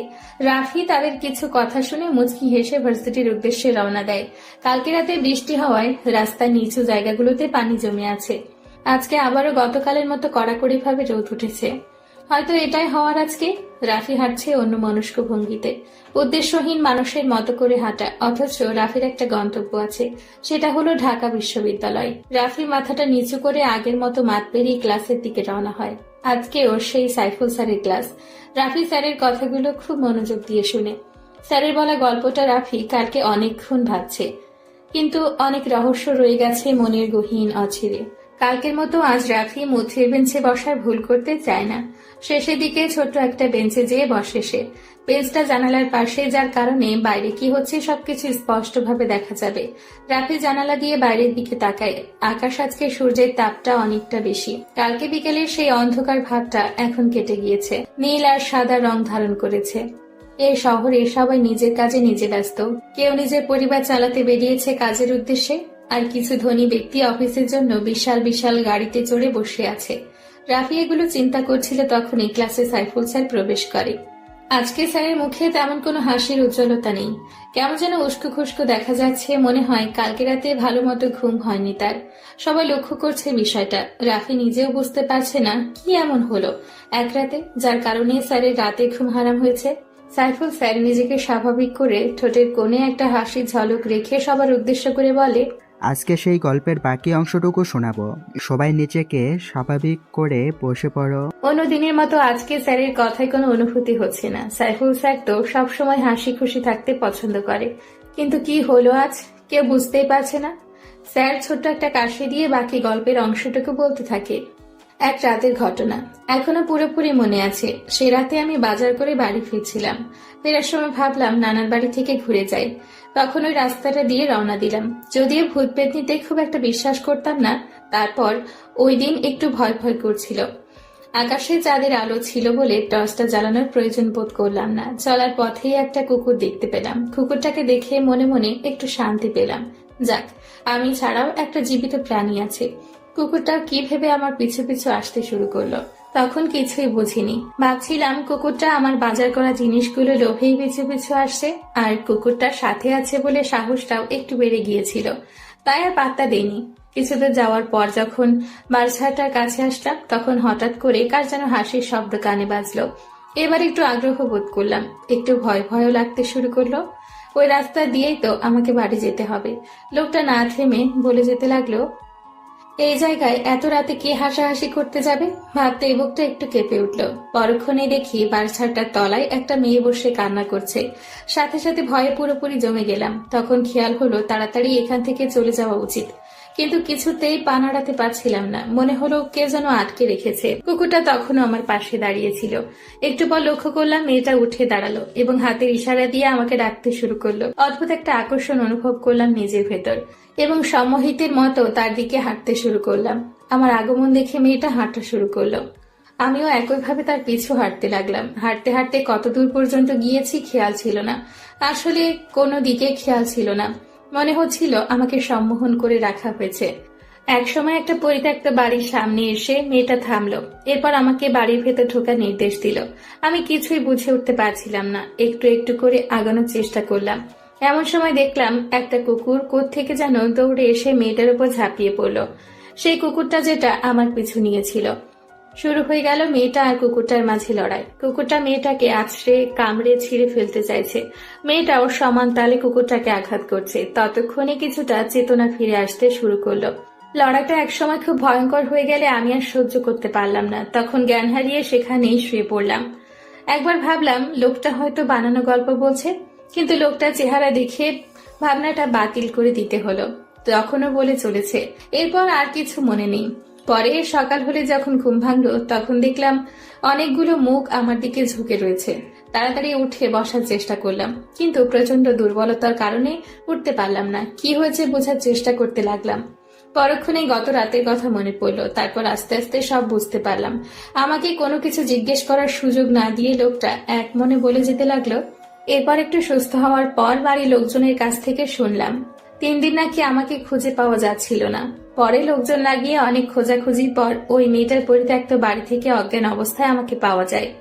এর একদিন পর সকালে আমার জ্ঞান ফিরে আসে, আর আমি ভাবছিলাম মাত্র 1 রাত ঘুমিয়েছি। এরপর থেকে আমার মধ্যে কিছু রহস্যময় আচরণ শুরু হয়। কি ধরনের রহস্যময় আচরণ? এবার সুযোগ পেয়ে লোকটাকে বাধা দিয়ে জিজ্ঞেস করলাম। লোকটা কোনো জবাব না দিয়ে রহস্যময় একটা হাসি উপহার দিল। বুঝতে পারলাম লোকটা এ বিষয় নিয়ে আর কিছু বলতে চায় না। এরপর লোকটার সাথে পুরো রাস্তায় আর কোনো কথা হয়নি। আমি বিষয়টার ব্যাখ্যা কি হতে পারে তা নিয়ে অনেকক্ষণ চিন্তা করতে লাগলাম, কিন্তু চিন্তা করেও কোনো ব্যাখ্যা দাঁড় করাতে পারলাম না। শেষে ভাবলাম পৃথিবীতে কত রহস্যময় ব্যাপার ঘটে, সবকিছুর ব্যাখ্যা খুঁজে পাওয়া সম্ভব না। বাসটা যখন পৌঁছালো তখন রাত 10টা বেজে গিয়েছে। রাস্তায় জ্যামের কারণে বেশি দেরি হয়ে গেছে। এত রাতে একা যেতে হবে ভেবে একটু ভয় ভয় লাগলো। তখন লোকটাকে বললাম একসাথে চলেন। তিনি এক কথায় রাজি হয়ে গেলেন। একটু খটকা লাগলেও দুজন মিলে হাঁটা শুরু করলাম। হাঁটতে হাঁটতে খুব একটা কথা হয়নি। একসময় ওনার গল্পের সেই রাস্তা ধরে চলে আসলাম। পাশে লোকটা থাকা সত্ত্বেও ভয় একটু বাড়তে শুরু করলো। কিছুক্ষণ পর যখন বালছাটার কাছে আসলাম তখন হঠাৎ দেখলাম খুব সুন্দর চেহারার একজন মেয়ে। একটা কুপি হাতে দাঁড়িয়ে আছে। কুপির কম্পমান শিখাটার কারণে মেয়েটার চেহারাও কেঁপে কেঁপে উঠছে। প্রচন্ড ভয়ে আড়ষ্ট হয়ে গেলাম। পরক্ষণে পাশে তাকিয়ে দেখি আমার পাশে লোকটা নেই। আবার বারছাড়টার দিকে তাকিয়ে দেখি মেয়েটাও হাওয়া হয়ে গেছে। ভয়ে আতঙ্কে আমার অবস্থা তখন দিশেহারা। তাড়াতাড়ি করে কোনো মতে পা চালিয়ে বাড়িতে পৌঁছে গেলাম। বারবার মেয়েটির সুন্দর মুখটা চোখের সামনে ভেসে উঠতে লাগলো। পরে নানাকে জিজ্ঞেস করার পর জানতে পারলাম সাগির নামের সেই লোকটি নাকি মেয়েটিকে ধর্ষণ করার পর হত্যা করেছিল। একদিন ওই পথে যাওয়ার সময় সে রহস্যজনকভাবে হারিয়ে গিয়েছিল। এরপর থেকে তাকে আর কোথাও খুঁজে পাওয়া যায়নি এবং সে যে কাহিনী শোনালো তার অধিকাংশই নাকি মিথ্যা ছিল। এই কথা শোনার পর বড়সড় একটা ঢোক গেলাম। সেই দিন কি তাহলে একটা ভূতের সাথে এতটা পথ পাড়ি দিয়ে এসেছি? ভাবতেই কেমন একটা শিরশিরে অনুভূতি হলো। অনেক চিন্তা করেও এই ঘটনার কোনো ব্যাখ্যা খুঁজে পেলাম না। পৃথিবীতে কত না রহস্যময় ব্যাপার ঘটে থাকে। কথাগুলো বলে থামে স্যার। আজকে ওনার কথাই তেমন কোনো রহস্যের গন্ধ আসছে না। স্যার চোখে চশমাটা ঠিক করে পেছনের দিকে তাকায়, দেখে একটা ছেলে, নামটা সাইফুল স্যারের অজানা। ছেলেটার পরনে দামি একটা সাদা কালারের শার্ট, বুকের বোতামটা লাগানো, চোখে মোটা ফ্রেমের স্টুডেন্ট চশমা। ছেলেটার মুখমণ্ডলে রয়েছে অজস্র মায়া। ছেলেটা আর কেউ নয়, সেই রাফি। সাইফুল স্যার হাতের ইশারায় রাফিকে দাঁড়াতে বলে। রাফি দাঁত বের করে একটা হাসি দিয়ে স্যারকে বলে, স্যার আমাকে কিছু বলবেন? রাফির কথা শুনে স্যার মুচকি হেসে বলে, কিছু বলার জন্যই তো দাঁড়া করিয়েছি। তোমাকে দেখেছি এই ক্লাসে। তা নাম কি তোমার? আমার নাম রাফি হাসান। নামটা বেশ সুন্দর, কিন্তু তুমি শার্টের বুকের বোতাম লাগিয়ে রেখেছো কেন? গরম লাগছে না? গরম লাগবে কেন? আমি তো মোটা মানুষ না যে আমার গরম লাগবে। রাফির এমন বোকা বোকা উত্তর শুনে স্যার চুপ হয়ে যায়। রাফি ছেলেটা ভার্সিটিতে বেশ হাসি খুশি থাকে, কিন্তু বোকা বলে কেউ রাফির সাথে মিশতেই চায় না। রাফি ক্লাস থেকে বের হয়ে শহীদ মিনারের দিকে যায়। কিছু মেয়ে সেখানে বসে বসে আড্ডা দিচ্ছে, হয়তো তাদের গুরুত্বপূর্ণ কথোপকথন। রাফি এগুলো শুনতে চায় না, তাই সেই গাছতলায় বসার জন্য পা বাড়ায়। তখনই কেউ পেছন থেকে মেয়েলি কণ্ঠে রাফিকে উদ্দেশ্য করে ডাক দেয়। কণ্ঠটা রাফির কাছে কেমন যেন পরিচিত পরিচিত মনে হচ্ছে, যেন আগেও কোথাও শুনেছে সে। রাফি পেছনে ফিরে তাকায়। 6 জন মেয়ে শহীদ মিনারে বসে আছে। রাফি পেছনে ফিরলে মেয়েগুলোর মধ্যে থেকে একটা মেয়ে হাতের ইশারায় ডাকে। রাফি হালকা অবাক হয় মেয়েটাকে দেখে, কারণ কোনো এক রাতে মেয়েটি বিপদে পড়েছিল আর রাফি তাকে বাঁচিয়েছে। অন্ধকার রজনীতে মেয়েটির মুখ রাফির কাছে অস্পষ্ট ছিল, কিন্তু আজকে মেয়েটার কণ্ঠ আর সেই রাতের মেয়েটার কণ্ঠ একই, চেহারায়ও অনেকটা মিল।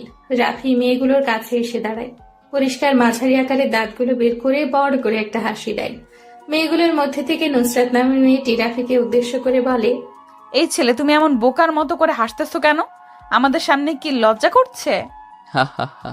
আমি এমনই, সবসময় হাসি খুশি থাকতে পছন্দ করি, তবে মেয়েদের দেখে আমার লজ্জা করে না। রাফির কণ্ঠটা নুসরাতের কাছে কেমন যেন পরিচিত পরিচিত মনে হচ্ছে, তাই সে জিজ্ঞেস করে, আচ্ছা, তোমার সাথে কি আগে কখনো আমার দেখা হয়েছে? না, আপনাকে আমি আজ জীবনের প্রথম দেখছি, আগে কখনো দেখিনি। কিন্তু হঠাৎ এটা জিজ্ঞেস করলেন কেন? তোমার কণ্ঠটা আমি আগে কোথাও শুনেছি, কিন্তু কোথায় সেটা মনে করতে পারছি না। তুমি ভার্সিটিতে নতুন নাকি? আমি ভার্সিটিতে নতুন, 2য় বর্ষে ইকোনমিক্স ডিপার্টমেন্টে। আপনি? আমি তোমার সাথেই পড়ি, কিন্তু অন্য ডিপার্টমেন্টে। রাফি কথাটা শুনে মুচকি হাসে। রাফির কেমন যেন একটা অন্যরকম অনুভূতি হাতছানি দিচ্ছে। মনের ভেতর অগোছালো সুপ্ত অনুভূতিগুলো ব্যস্ত হয়ে পড়েছে। অনুভূতিগুলো সাজানোর জন্য এবার মনে হয় কোনো নারীর প্রয়োজন পড়বে, কিন্তু উদ্দেশ্যহীন এই জীবনের সাথে কে জড়াবে? কথাটা ভাবতেই রাফির মনটা খারাপ হয়ে যায়। নুসরাত খেয়াল করে হাসি খুশি থাকা ছেলেটা হঠাৎ মুখটা এমন কালো হয়ে এলো কেন, তাই সে রাফিকে জিজ্ঞেস করে, এই রাফি, তোমার মুখে হঠাৎ এমন কালো আভা এসেছে কেন? এতক্ষণ তো বেশ হাসি খুশি ছিল, এখন মন খারাপ কেন? কোনো সমস্যা? না, কোনো সমস্যা নেই, তবে মা বাবার কথাটা অনেক মনে পড়ছে, তাই হয়তো মনটা খারাপ হয়ে গেছে। রাফি, তোমার কি মা বাবা নেই? এই পৃথিবীতে কি তুমি একা? আমি বড় একা। হ্যাঁ, আমি এই পৃথিবীতে বড় একটা অবহেলিত জনগোষ্ঠীর মধ্যে একজন। যখন জীবন তোমাকে কাঁদানোর 100 কারণ দেয়, জীবনকে দেখাও যে তোমার হাসির 1000 কারণ আছে। তুমি কখনো মন খারাপ করে থাকবে না, এটা তোমাকে মানায় না। তোমাকে শুধু হাসি উজ্জ্বল মুখেই মানায়। আমি চাই নিজেকে স্বাভাবিক রাখার জন্য, কিন্তু এই শহরের কিছু চেনা বেঈমানের জন্য থাকতে পারি না। সেই ভয়ঙ্কর অতীত এখনো আমাকে কুড়ে কুড়ে খায়। বিশ্বাসঘাতকতা করা ঠিক না, তবে কিছু মানুষের সাথে বেইমানি না করে পারা যায় না। রাফি, অতীতকে ভুলে গিয়ে বর্তমান আর ভবিষ্যৎ চিন্তা করো, এটা তোমার জন্য ভালো হবে। নুসরাতের কথাগুলো রাফির মনটাকে আবারও উৎফুল্ল করে দেয়। রাফি আশেপাশে তাকায়, দেখে ভার্সিটির প্রায় অনেক ছেলে রাফির দিকে রগে মুড নিয়ে তাকিয়ে আছে। ভার্সিটির সকলের ক্রাশ হচ্ছে নুসরাত। অনেক ছেলে নুসরাতকে প্রপোজ করেছে, কিন্তু সে কাউকেই পাত্তা দেয় না। ছেলেদের সাথে সে বেশি কথা বলে না, কিন্তু আজ হঠাৎ নতুন একটা বোকা ছেলের সাথে এমন ভাবে হেসে হেসে কথা বলছে, কেউ এটা মানতেই পারছে না। রাফি এটা বুঝতে পেরে শহীদ মিনার চত্বর থেকে গেটের দিকে পা বাড়ায়। নুসরাত মেয়েটার সব মেয়েদের থেকে আলাদা, ধনী হওয়া সত্ত্বেও সবার সাথে অল্প সময়ে মিশে যায়। রাফি নুসরাতকে পছন্দ হয়েছে, কিন্তু এই কথাটা কিভাবে বলবে সে সেটাই বুঝতে পারছে না রাফি। কিন্তু কে রাফিকে ভালোবাসবে? যেখানে রাফির আসল পরিচয় পেলেই সবাই ভয় পেয়ে দূরে চলে যায়, তাহলে এটা জেনে কি নুসরাত রাফিকে ভালোবাসবে? জীবনটা অনেক সুন্দর যদি কারো ভালোবাসায় এই জীবন পূর্ণতা পায়। যদি কেউ কষ্টটা ভাগ করে নিতে চায়, নিজের সকল আনন্দ সেই প্রয়াসীর মাঝে বিলিয়ে দিতে চায়। ভাই, শহরে নতুন কমিশনার এসেছে। কালকে রাতের খুনটা নিয়ে শহরে অনেক ঝামেলা হচ্ছে। সালমান তার লোকজন দিয়ে বিশৃঙ্খলা সৃষ্টি করছে শহরে। জনগণ আতঙ্কিত হয়ে গেছে। উপর থেকে খবর এসেছে রাফু ভাইকে মৃত অথবা জীবিত দেখতে চায় জনগণ। রাত প্রায় 9:15 রাফি বেলকুনিতে বসে একা একা চন্দ্রবিলাস করছে আর মনের সুখে একটার পর একটা সিগারেট টেনে যাচ্ছে। সিগারেট খাওয়া স্বাস্থ্যের জন্য ক্ষতিকর এটা জেনেও মানুষ এটা খায়। এটা তার বদ অভ্যেস না, এটা তার নেশা। কিছু কিছু নেশা জীবনের সাথে এমন ভাবে মিশে যায় যা ছেড়ে দেওয়া সম্ভব হয় না। যদি ছেড়ে দেওয়ার চেষ্টা করি তাহলে নিজের কাছে আর কিছু ভালোই লাগে না। রাফির কাছেও ব্যাপারটা এমন মনে হয়। সে সিগারেট খাওয়াটা এনজয় করে। রাতের আকাশে চাঁদ দেখার মজাই আলাদা, কিন্তু একা একা চন্দ্রবিলাস করতে কেমন যেন অনুভূতিহীন লাগে। চন্দ্রবিলাস আর সিগারেট টানতে রাফি এমন ব্যস্ত যে টনি কখন এসে তার পাশে বসেছে সেটাও খেয়াল নেই তার। টনি হালকা করে একটা শুকনো কাশি দেয়। রাফি আকাশের দিকে থেকে দৃষ্টিটা সরিয়ে টনির দিকে তাকায়। টনি মনে হয় আজকে ক্লিন শেপ দিয়েছে, যার কারণে চাঁদের আলোয় মুখটা স্পষ্ট বোঝা যাচ্ছে। ছেলেটার মুখটা অনেক মায়াবী, চোখ জোড়া হালকা ঘোলাটে, যার কারণে তাকে আরো আকর্ষণীয় লাগে। রাফি জ্বলন্ত সিগারেট আরেকটা টান দিয়ে ধোঁয়াগুলো ছাড়তে ছাড়তে বলে, রাফু ভাইকে কখনো দেখেছে কেউ? কি তার চেহারা, শুধু তার অস্তিত্ব বোঝা যায়, আর কিছু না। তাহলে কিভাবে চিন্তা করে পুলিশ রাফু ভাইকে ধরবে? ভাই, আমার মনে হয় কি আপনার কিছুদিন মিশনে যাওয়া বন্ধ করে দিন। শহরে অবস্থা বেশি একটা ভালো না। প্রতিটা রাস্তায় রাস্তায় পুলিশের কড়া নজরদারি চলছে। প্রত্যেকে দেখার জন্য কাজ করছে, আমি অদৃশ্য হয়ে তা করে বেড়াচ্ছি। রাফু ভাই না চাইলে তাকে দেখার ক্ষমতা কারো নেই। আমি আল্লাহ ছাড়া কাউকে ভয় পাই না, তবে মনের ভিতর একটা সংকোচ থেকে যায়। আমার কাছের লোকগুলো যেন আমার সাথে বেইমানিটা না করে। ভাই, অনেকদিন ধরে একটা জিনিস জানার খুব আগ্রহ মনের ভিতর উথাল পাথাল করছে। আপনি যদি অনুমতি দেন তাহলে বলবো। বল, কি জিজ্ঞেস করবি আমাকে? তবে এমন কোনো প্রশ্ন জিজ্ঞেস করবি না যেটা আমার পক্ষে উত্তর দেওয়া সম্ভব না হয়ে যায়। ভাই, আপনার আপনজনেরা কোথায়? কি আপনার অতীত? কে এই সালমান যাকে মারার জন্য আপনি এত মাইন্ড গেম খেলছেন? যেখানে আপনি একটা ফোন করলে সব ঝামেলা শেষ হয়ে যায়, সেখানে আপনি নিজে সালমানকে খুঁজে বেড়াচ্ছেন। সবকিছু আজকে আমায় খুলে বলবেন। টনির এমন প্রশ্ন শুনে কিছুক্ষণের জন্য নিস্তব্ধ হয়ে যায় রাফি। টনির মুখে আজ পর্যন্ত এমন কথা শুনেনি রাফি, কিন্তু আজ হঠাৎ নতুন করে এমন একটা প্রশ্ন করে ফেলবে ভাবতে পারছে না রাফি।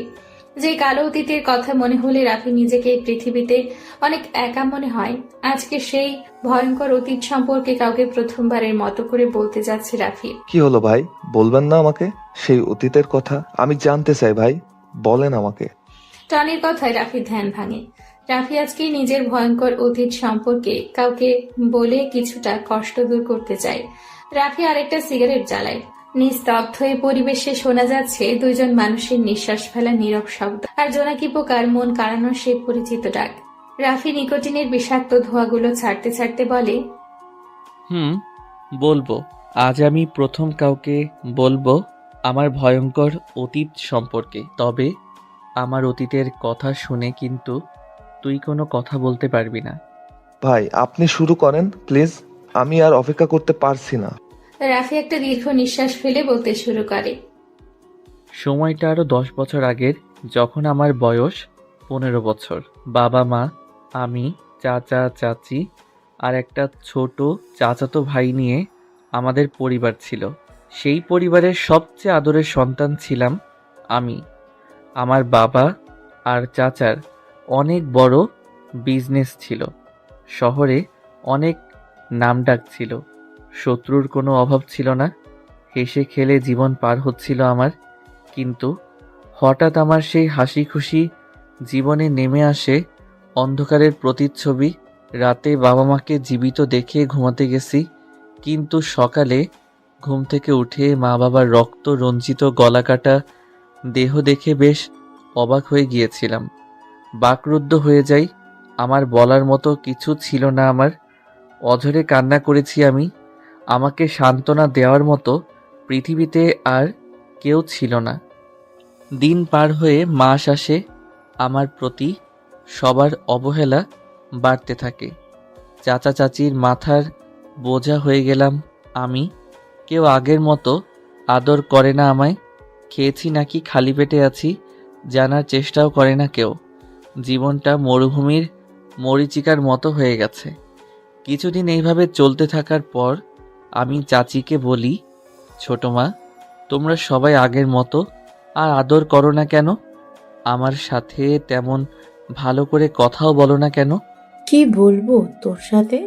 এমনিতেই আমাদের মাথার উপর বসে বসে ঘরের অন্ন নষ্ট করছিস। কোনো কিছু করিস না, সারাদিন ঘরে বসে থাকিস মা বাবার ছবি নিয়ে।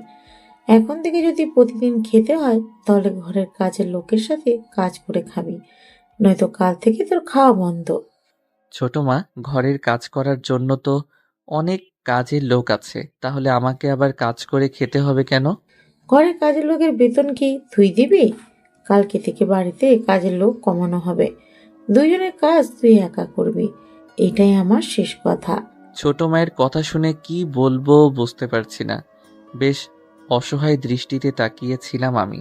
এই কি সেই ছোট মা যে আমাকে প্রতিবেলা নিজ হাতে খাইয়ে দিত? আমার যেন এগুলো কিছুই বিশ্বাস হচ্ছে না। মনের ভিতর একটা রাগ সৃষ্টি হয় তাদের প্রতি। বেঁচে থাকার জন্য আমায় কষ্ট করতে হবে, তাই প্রতিদিন ঘরের কাজ করতাম। কাজের লোকের থেকে বেশি কাজ করাতো আমাকে দিয়ে। ছোট মা আর চাচাতো ভাই রফিক পায়ের উপর পা তুলে আমাকে অর্ডার দিত, আমি সেই অনুযায়ী কাজ করতাম। জীবনটা কেমন যেন বিষাক্ত বিষাক্ত মনে হচ্ছে। নিঝুম রাতে একা একা আকাশপানে তাকিয়ে মা বাবার সাথে কথা বলতাম কেন তারা আমায় এই অভিশপ্ত দুনিয়ায় একা রেখে চলে গেছে। আমাকে কেন নিয়ে গেল না? চার দেয়ালের বদ্ধ রুমটায় নিজের কান্নাগুলো শোনার মতো কেউ ছিল না। জীবনে কখনো কারোর উপর খুব বেশি নির্ভর হওয়া ঠিক না, কারণ অন্ধকারে নিজের ছায়াও নিজেকে ছেড়ে চলে যায়। আমার কান্নার শব্দ কাউকে ব্যথিত করেনি। আমার মৃত্যুর সংবাদে ওরা কখনোই ব্যথিত হবে না। অনেকবার ভেবেছিলাম চলে যাব এই অবহেলিত পৃথিবীতে থেকে, কিন্তু নিজেকে শক্ত করেছি।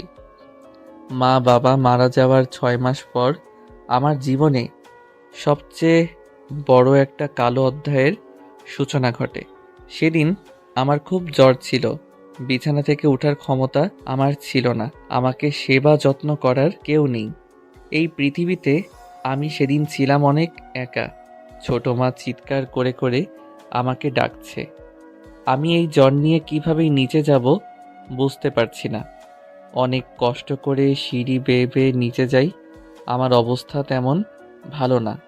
ছোট মায়ের সামনে যেয়ে বলি, ছোট মা, আমাকে এইভাবে ডাকছিলে কেন? কোনো কিছুর প্রয়োজন? ছোট আব্বু সোফার উপর আরাম করে গম্ভীর মুখ হয়ে বসে আছে আর আমার দিকে রাগী দৃষ্টিতে তাকিয়ে আছে। ছোট মা আমার কাছে এসে আমার চুলগুলো ধরে জোরে টান দিয়ে বলতে থাকে, রাফি, টাকাগুলো কোথায় লুকিয়েছিস সেটা বল।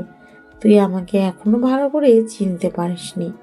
আমি টাকার জন্য তোকে মেরে ফেলতে 1 মিনিটও দেরি করব না। বল, টাকাগুলো কোথায় রেখেছিস? আমি বুঝতে পারছি না ছোট মা কোন টাকার কথা বলছে, তাই আমি অবাক হয়ে জিজ্ঞেস করি, ছোট মা, কোন টাকার কথা বলছো তুমি? আমি কোনো টাকা লুকিয়ে রাখিনি। মিথ্যা বলছিস কেন তুই? আমার আলমারি থেকে 10 লক্ষ টাকা তাহলে কে নিয়েছে তুই ছাড়া? আর কেউ তো আমার রুম পরিষ্কার করতে চায় না। এইটাই শেষ সুযোগ, বলে দে টাকাগুলো কোথায়। এরপর আমি যা করব তুই তা কল্পনাও করতে পারবি না। ছোট মা, আমি তোমার আলমারি থেকে কোনো টাকা চুরি করিনি, বিশ্বাস করো আমাকে। সেদিন আমার কথা কেউ বিশ্বাস করেনি, শুনেনি। আমার ব্যথায় কুকড়ে ওঠা সেই মায়াবী কান্না। চাচা আর চাচি মিলে অনেক মেরেছে আমায়, মুখ দিয়ে রক্ত বের হয়েছিল আমার। চাচা ফোন দিয়ে পুলিশের হাতে উঠিয়ে দেয় আমাকে, মিথ্যা অপবাদ দিয়ে বের করে দেয় আমাকে আমার নিজের বাসা থেকে। শেষবারের মতো পিছনে ফিরে দেখে নেই আমার সেই স্বপ্নের হাসি খেলা বাড়িটা, যেখানে ছোট থেকে বড় হয়েছি। আজ সেখান থেকে মিথ্যা অপবাদ মাথায় নিয়ে পেরিয়ে যাচ্ছি। পুলিশ অফিসাররা যখন বাসার গেট পেরিয়ে যাবে, তখনই আমাদের বাসার পুরনো কর্মচারী করিম চাচা দৌড়ে আসে আমার কাছে। চাচাকে দেখে কান্না করে দেই। আমাকে অনেক আদর করত উনি। আমার কাছে এসে করিম চাচা কানে কানে বলতে থাকে, তোমার বাবা মাকে মেরেছেই তোমার ছোট মায়ের আপন ভাই সালমান, আর টাকাটাও চুরি করেছে সে। জীবনে অনেক বড় হবে তুমি, বাবার খুনের বদলা নিতে হবে তোমায়। এখানেই শেষ নয়, এখান থেকে তোমার জীবনের পথ শুরু। ভালো থেকো। করিম চাচার কথা শুনে সেদিন আমি খুব হেসেছি। পাগল হইনি, তবে সাইকো হয়ে গিয়েছিলাম আমি। মনের ভিতর অনেক কষ্ট চাপা পড়ে গিয়েছে আমার। মনে মনে একটাই নাম জপেছি আমি, সালমান। দুনিয়ার যেখানে সে থাকুক তাকে খুঁজে বের করে নিজ হাতে আমার টার্গেট, আমার একটাই লক্ষ্য, একটাই স্বপ্ন, সালমান ভাই। জেলে অনেক মানুষের সাথে পরিচয় হয় আমার। কেউ কেউ ছোট ছোট গ্যাংয়ের লিডার, আবার কেউ ছিল লিডারের কাছে লোক। 4 বছর পর জেল থেকে বের হই, মুখে দাড়ি দিয়ে আবৃত হয়ে যাই। 4 বছর পর নিজেকে নিজে দেখে চিনতে পারছিলাম না আমি। কোথায় ছিল সুন্দর সেই শৈশব, আর আজ জেল থেকে বের হওয়া একটা আসামি আমি। লাল রক্ত চোখে, জীবনের প্রথম, হাতে পিস্তল নেই। প্রথম দিকে অনেক ভয় পেতাম, কিন্তু লাইফে ভয় পেলে শুধু সময় নষ্ট। জানি আমাকে মরতে হবে, তাহলে কেন ভয় পেয়ে পিছিয়ে যাব? হয়ে যায় অদৃশ্য মাস্তান। সালমানের খোঁজ করে জানতে পারি ঢাকার ডন হয়ে যায় সে। সালমানকে ধরতে হলে তার চেয়ে বড় কিছু হতে হবে আমায়। শুধু করি মাস্তানি, সারা দেশ ছড়িয়ে যায় রাফু ভাই, রাফু ভাই। কিন্তু এখনো সেই রাফু ভাইয়ের চেহারা সবার কাছে রহস্যময়ী। অনেক আবেগ নিয়ে কথাগুলো বলে থামে রাফি। রাত প্রায় শেষের দিকে দূর থেকে শোনা যাচ্ছে মসজিদে দেওয়া মুয়াজ্জিমের ফজরের আজান। আজকে রাফি মসজিদে যাবে। অনেকদিন যাবৎ নামাজ পড়া হয় না তার। শরীর থেকে শার্টটা খুলে কালো একটা পাঞ্জাবি পরে নেয় সে। মাথায় টুপিটা লাগিয়ে রওনা দেয় মসজিদের উদ্দেশ্যে। নুসরাত দেখ, কালকের বোকা ছেলেটা কি যেন নাম, ও রাফি আজকে নতুন গেট আপ নিয়ে আসছে। মিমের কথা শুনে সবাই ক্যাম্পাসের গেটের দিকে তাকায়। একটা সুদর্শন যুবক ক্যাম্পাসে প্রবেশ করছে। পরনে তার কালো কালারের শার্ট, আগের মতো করে বুকের বোতামটা লাগানো না, স্টাইলিশ জিন্স। চোখে চশমাটা বদলে গেছে, আগেরটার মতো মোটা ফ্রেমের না। কম বেশি অনেকে রাফির দিকে তাকিয়ে আছে। আজ হঠাৎ করে এমন করে বোকা ছেলেটা সবাইকে অবাক করে দিবে ভাবতে পারছে না কেউ। রাফি নুসরাতদের দেখেও না দেখার ভান করে প্যান্টের পকেটে হাত দিয়ে চলে যায়। তখনই নুসরাত রাফিকে ডাক দেয়। রাফি যেন এ ডাকেরই অপেক্ষা করছিল। আজ মূলত সে হালকা গেট আপ চেঞ্জ করেছে নুসরাতের জন্য। রাফি নুসরাতের সামনে যেয়ে দাঁড়ায়, কোনো কথা বলে না। আগ বাড়িয়ে নুসরাতই রাফিকে জিজ্ঞেস করে, কি ব্যাপার রাফি, আজ হঠাৎ এমন গেট আপ? নতুন গার্লফ্রেন্ড পেয়েছো নাকি? গার্লফ্রেন্ড না, তবে কোনো এক প্রেয়সীকে দেখার পর থেকে মনটা কেমন যেন করছে, তাই আর কি নিজেকে হালকা চেঞ্জ করার চেষ্টা করছি। আমরা তো দেখতেই পারছি কেমন চেঞ্জ। দামি শার্ট, প্যান্ট, চোখের চশমাটাও পরিবর্তন, হাতে লেটেস্ট মডেলের নতুন ঘড়ি, শরীরে পারফিউমের তাজা গন্ধ আসছে। বাহ, বেশ ভালোই তো নিজেকে চেঞ্জ করেছো একদিনে। চেষ্টা করছি নিজেকে বদলাতে। আজ মনে হয় কিছুটা সফল হয়েছি। এই পৃথিবীতে টিকে থাকতে হলে নিজেকে আরো উন্নত করতে হবে। মানুষ যতটা সুখী হতে চায় সে ততটাই হতে পারে। সুখের কোনো পরিসীমা নেই। ইচ্ছে করলেই সুখকে আমরা আকাশ অভিসারী করে তুলতে পারি। এখন এটা বলো যে তোমার গার্লফ্রেন্ডকে, আর সে কি এই ভার্সিটিতেই পড়ে নাকি অন্য কোথাও? আমাদের সাথে পরিচয় করিয়ে দেবে কখন? কথাটা শুনে রাফি নুসরাতের কাছে যায়। রাফির শরীরে দেওয়া মারাত্মক পারফিউমের ঘ্রাণ নুসরাতকে কেমন যেন আকর্ষণ করছে। রাফি আরেকটু কাছে যেয়ে নুসরাতের কানে কানে যেয়ে বলে, অনুরোধ নয়, তবে অনুরাগে বলছি, আজ বিকেল 4টায় তোমার জন্য অপেক্ষা করব ধানমন্ডি লেকের পাড়ে। আমি জানি তুমি আসবে। তোমার সাথে নতুন কাউকে পরিচয় করিয়ে দিব, তবে শুধু তোমার একারই দাওয়াত রইল, অন্য কারো নয়। কথাটা বলে সেখানে আর না, কারণ সে জানে এখন দাঁড়ালে নুসরাতের সামনে অনেক প্রশ্নের উত্তর দিতে হবে। অপেক্ষার সেই বিকেল 4টায় কখন সেই সময়টা আসবে। সময়টা বিকেল 3:40।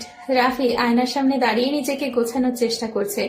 রাফি আজ একটা নীল রঙের পাঞ্জাবি পরেছে আর সাথে কালো জিন্স, চোখে স্টাইলিশ চশমা, হাতে লেটেস্ট মডেলের রোলেক্স ঘড়ি, মাতাল করা পারফিউম, চুলগুলো আজকে কেটে এসেছে, মুখে তেমন দাড়ি পৌঁছা যাচ্ছে না। নিজেকে আয়নায় দেখে নিজেই চিনতে পারছে না, মনে হয় কোনো রোমান্টিক শহরের নায়ক সে। টেবিলের ওপরে থাকা বাইকের চাবিটা ডান হাত দিয়ে ঝাঁকাতে ঝাঁকাতে সিঁড়ি বেয়ে নিচে নামে। প্রথমে টনির সাথে দেখা হয় রাফির। টনি কেমন অচেনা দৃষ্টিতে তাকিয়ে আছে রাফির দিকে। টনির চাহনিতে বোঝা যাচ্ছে সে মনে হচ্ছে কোনো ফিল্মের স্টারকে দেখেছে। রাফি টনির দিকে তাকায় আর তার গোলাপি রঙের ঠোঁট দিয়ে শেষ বাজাতে থাকে। টনি এসে রাফির সামনে দাঁড়ায়, নিঃশব্দে পা থেকে মাথা অবধি স্ক্যান করে সে। টনি বুঝতে পারছে না যে হঠাৎ একটা ছেলের এমন করে সাজার কি কারণ থাকতে পারে, তাই সে রাফিকে জিজ্ঞেস করে, ভাই, দেখে মনে হচ্ছে কোথাও যাবেন, কিন্তু এমন ভাবে সেজেগুজে কোথায় যাচ্ছেন? রাফি নিঃশব্দে হাসে, যে হাসিতে লেগে আছে অনেক বছর অপেক্ষা করার পর কোনো কিছু পাওয়ার উত্তেজনা। রাফি টনির প্রশ্নের উত্তরে বলে, যাচ্ছি কোনো এক প্রেয়সীকে নিজের আবেগময় শহরে আমন্ত্রণ জানানোর জন্য। কিন্তু ভাই, কে সেই অচেনা প্রেয়সী যার জন্য আজ এত বছর পর নিজের সুপ্ত অনুভূতির শহরে তাকে জানান দিচ্ছেন?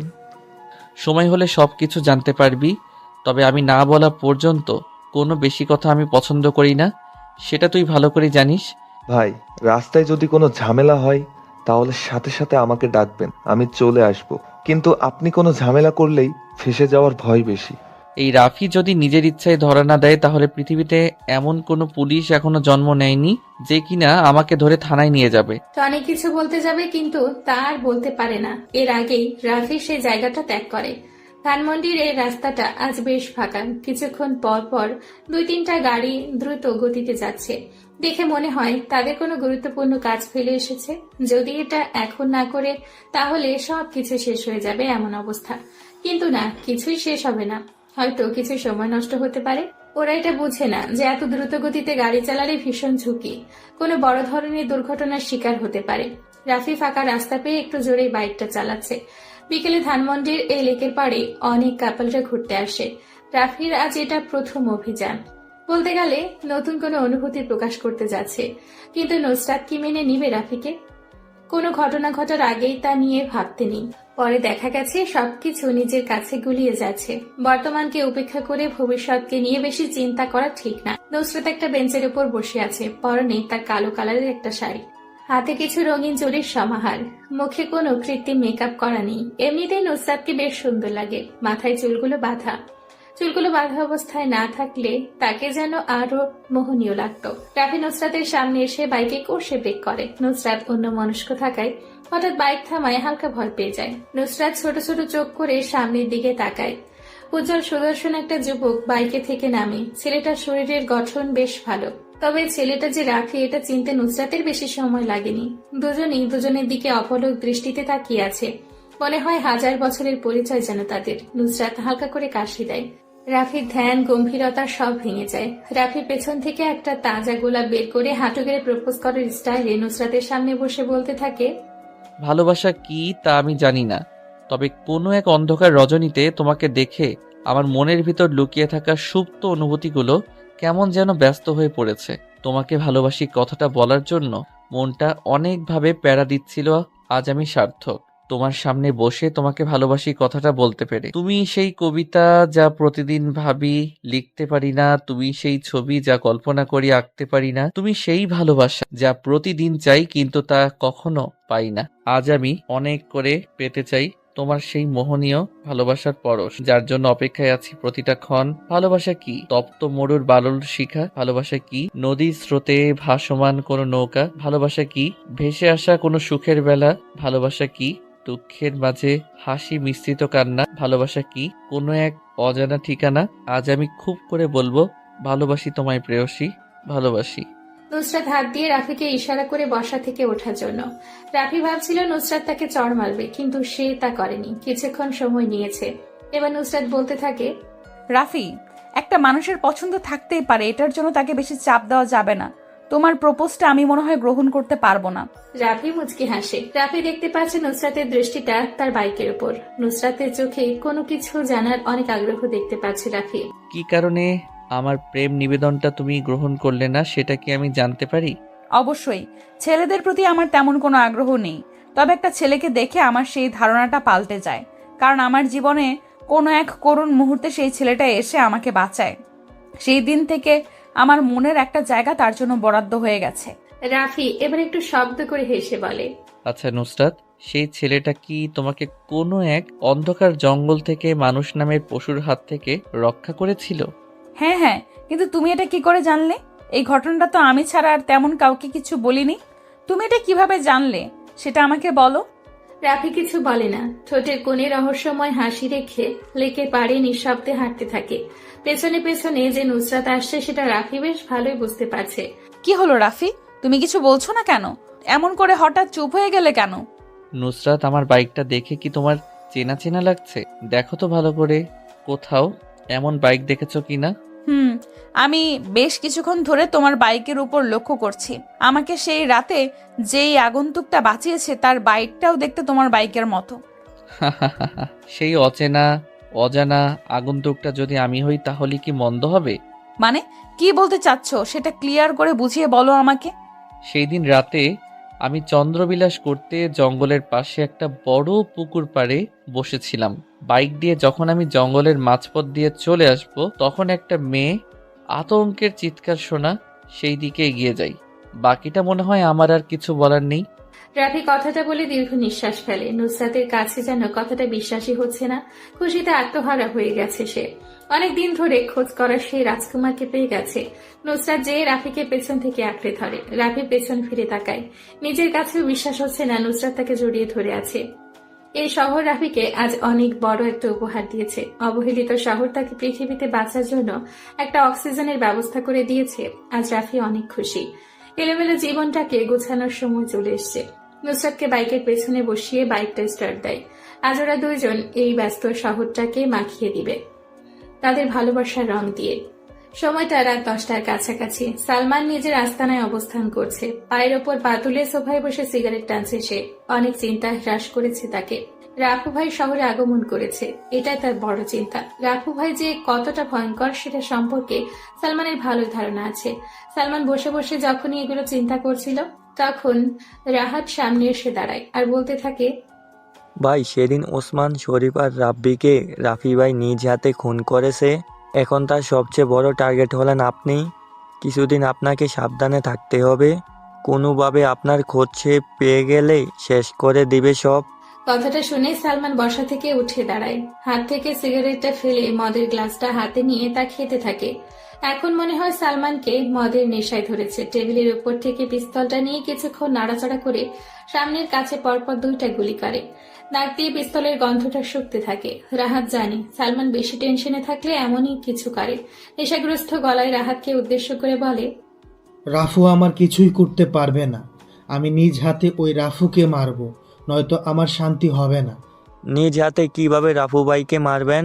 আমরা তো এখনো পর্যন্ত তার চেহারাও দেখতে পাইনি। তাহলে কিভাবে রাফুর কাছে যাব? সে তো অদৃশ্য মাস্তান হয়, মিশনে বের হয়। আছে আছে, এমন একজন আছে যে রাফুকে অনেক কাছ থেকেই দেখেছে।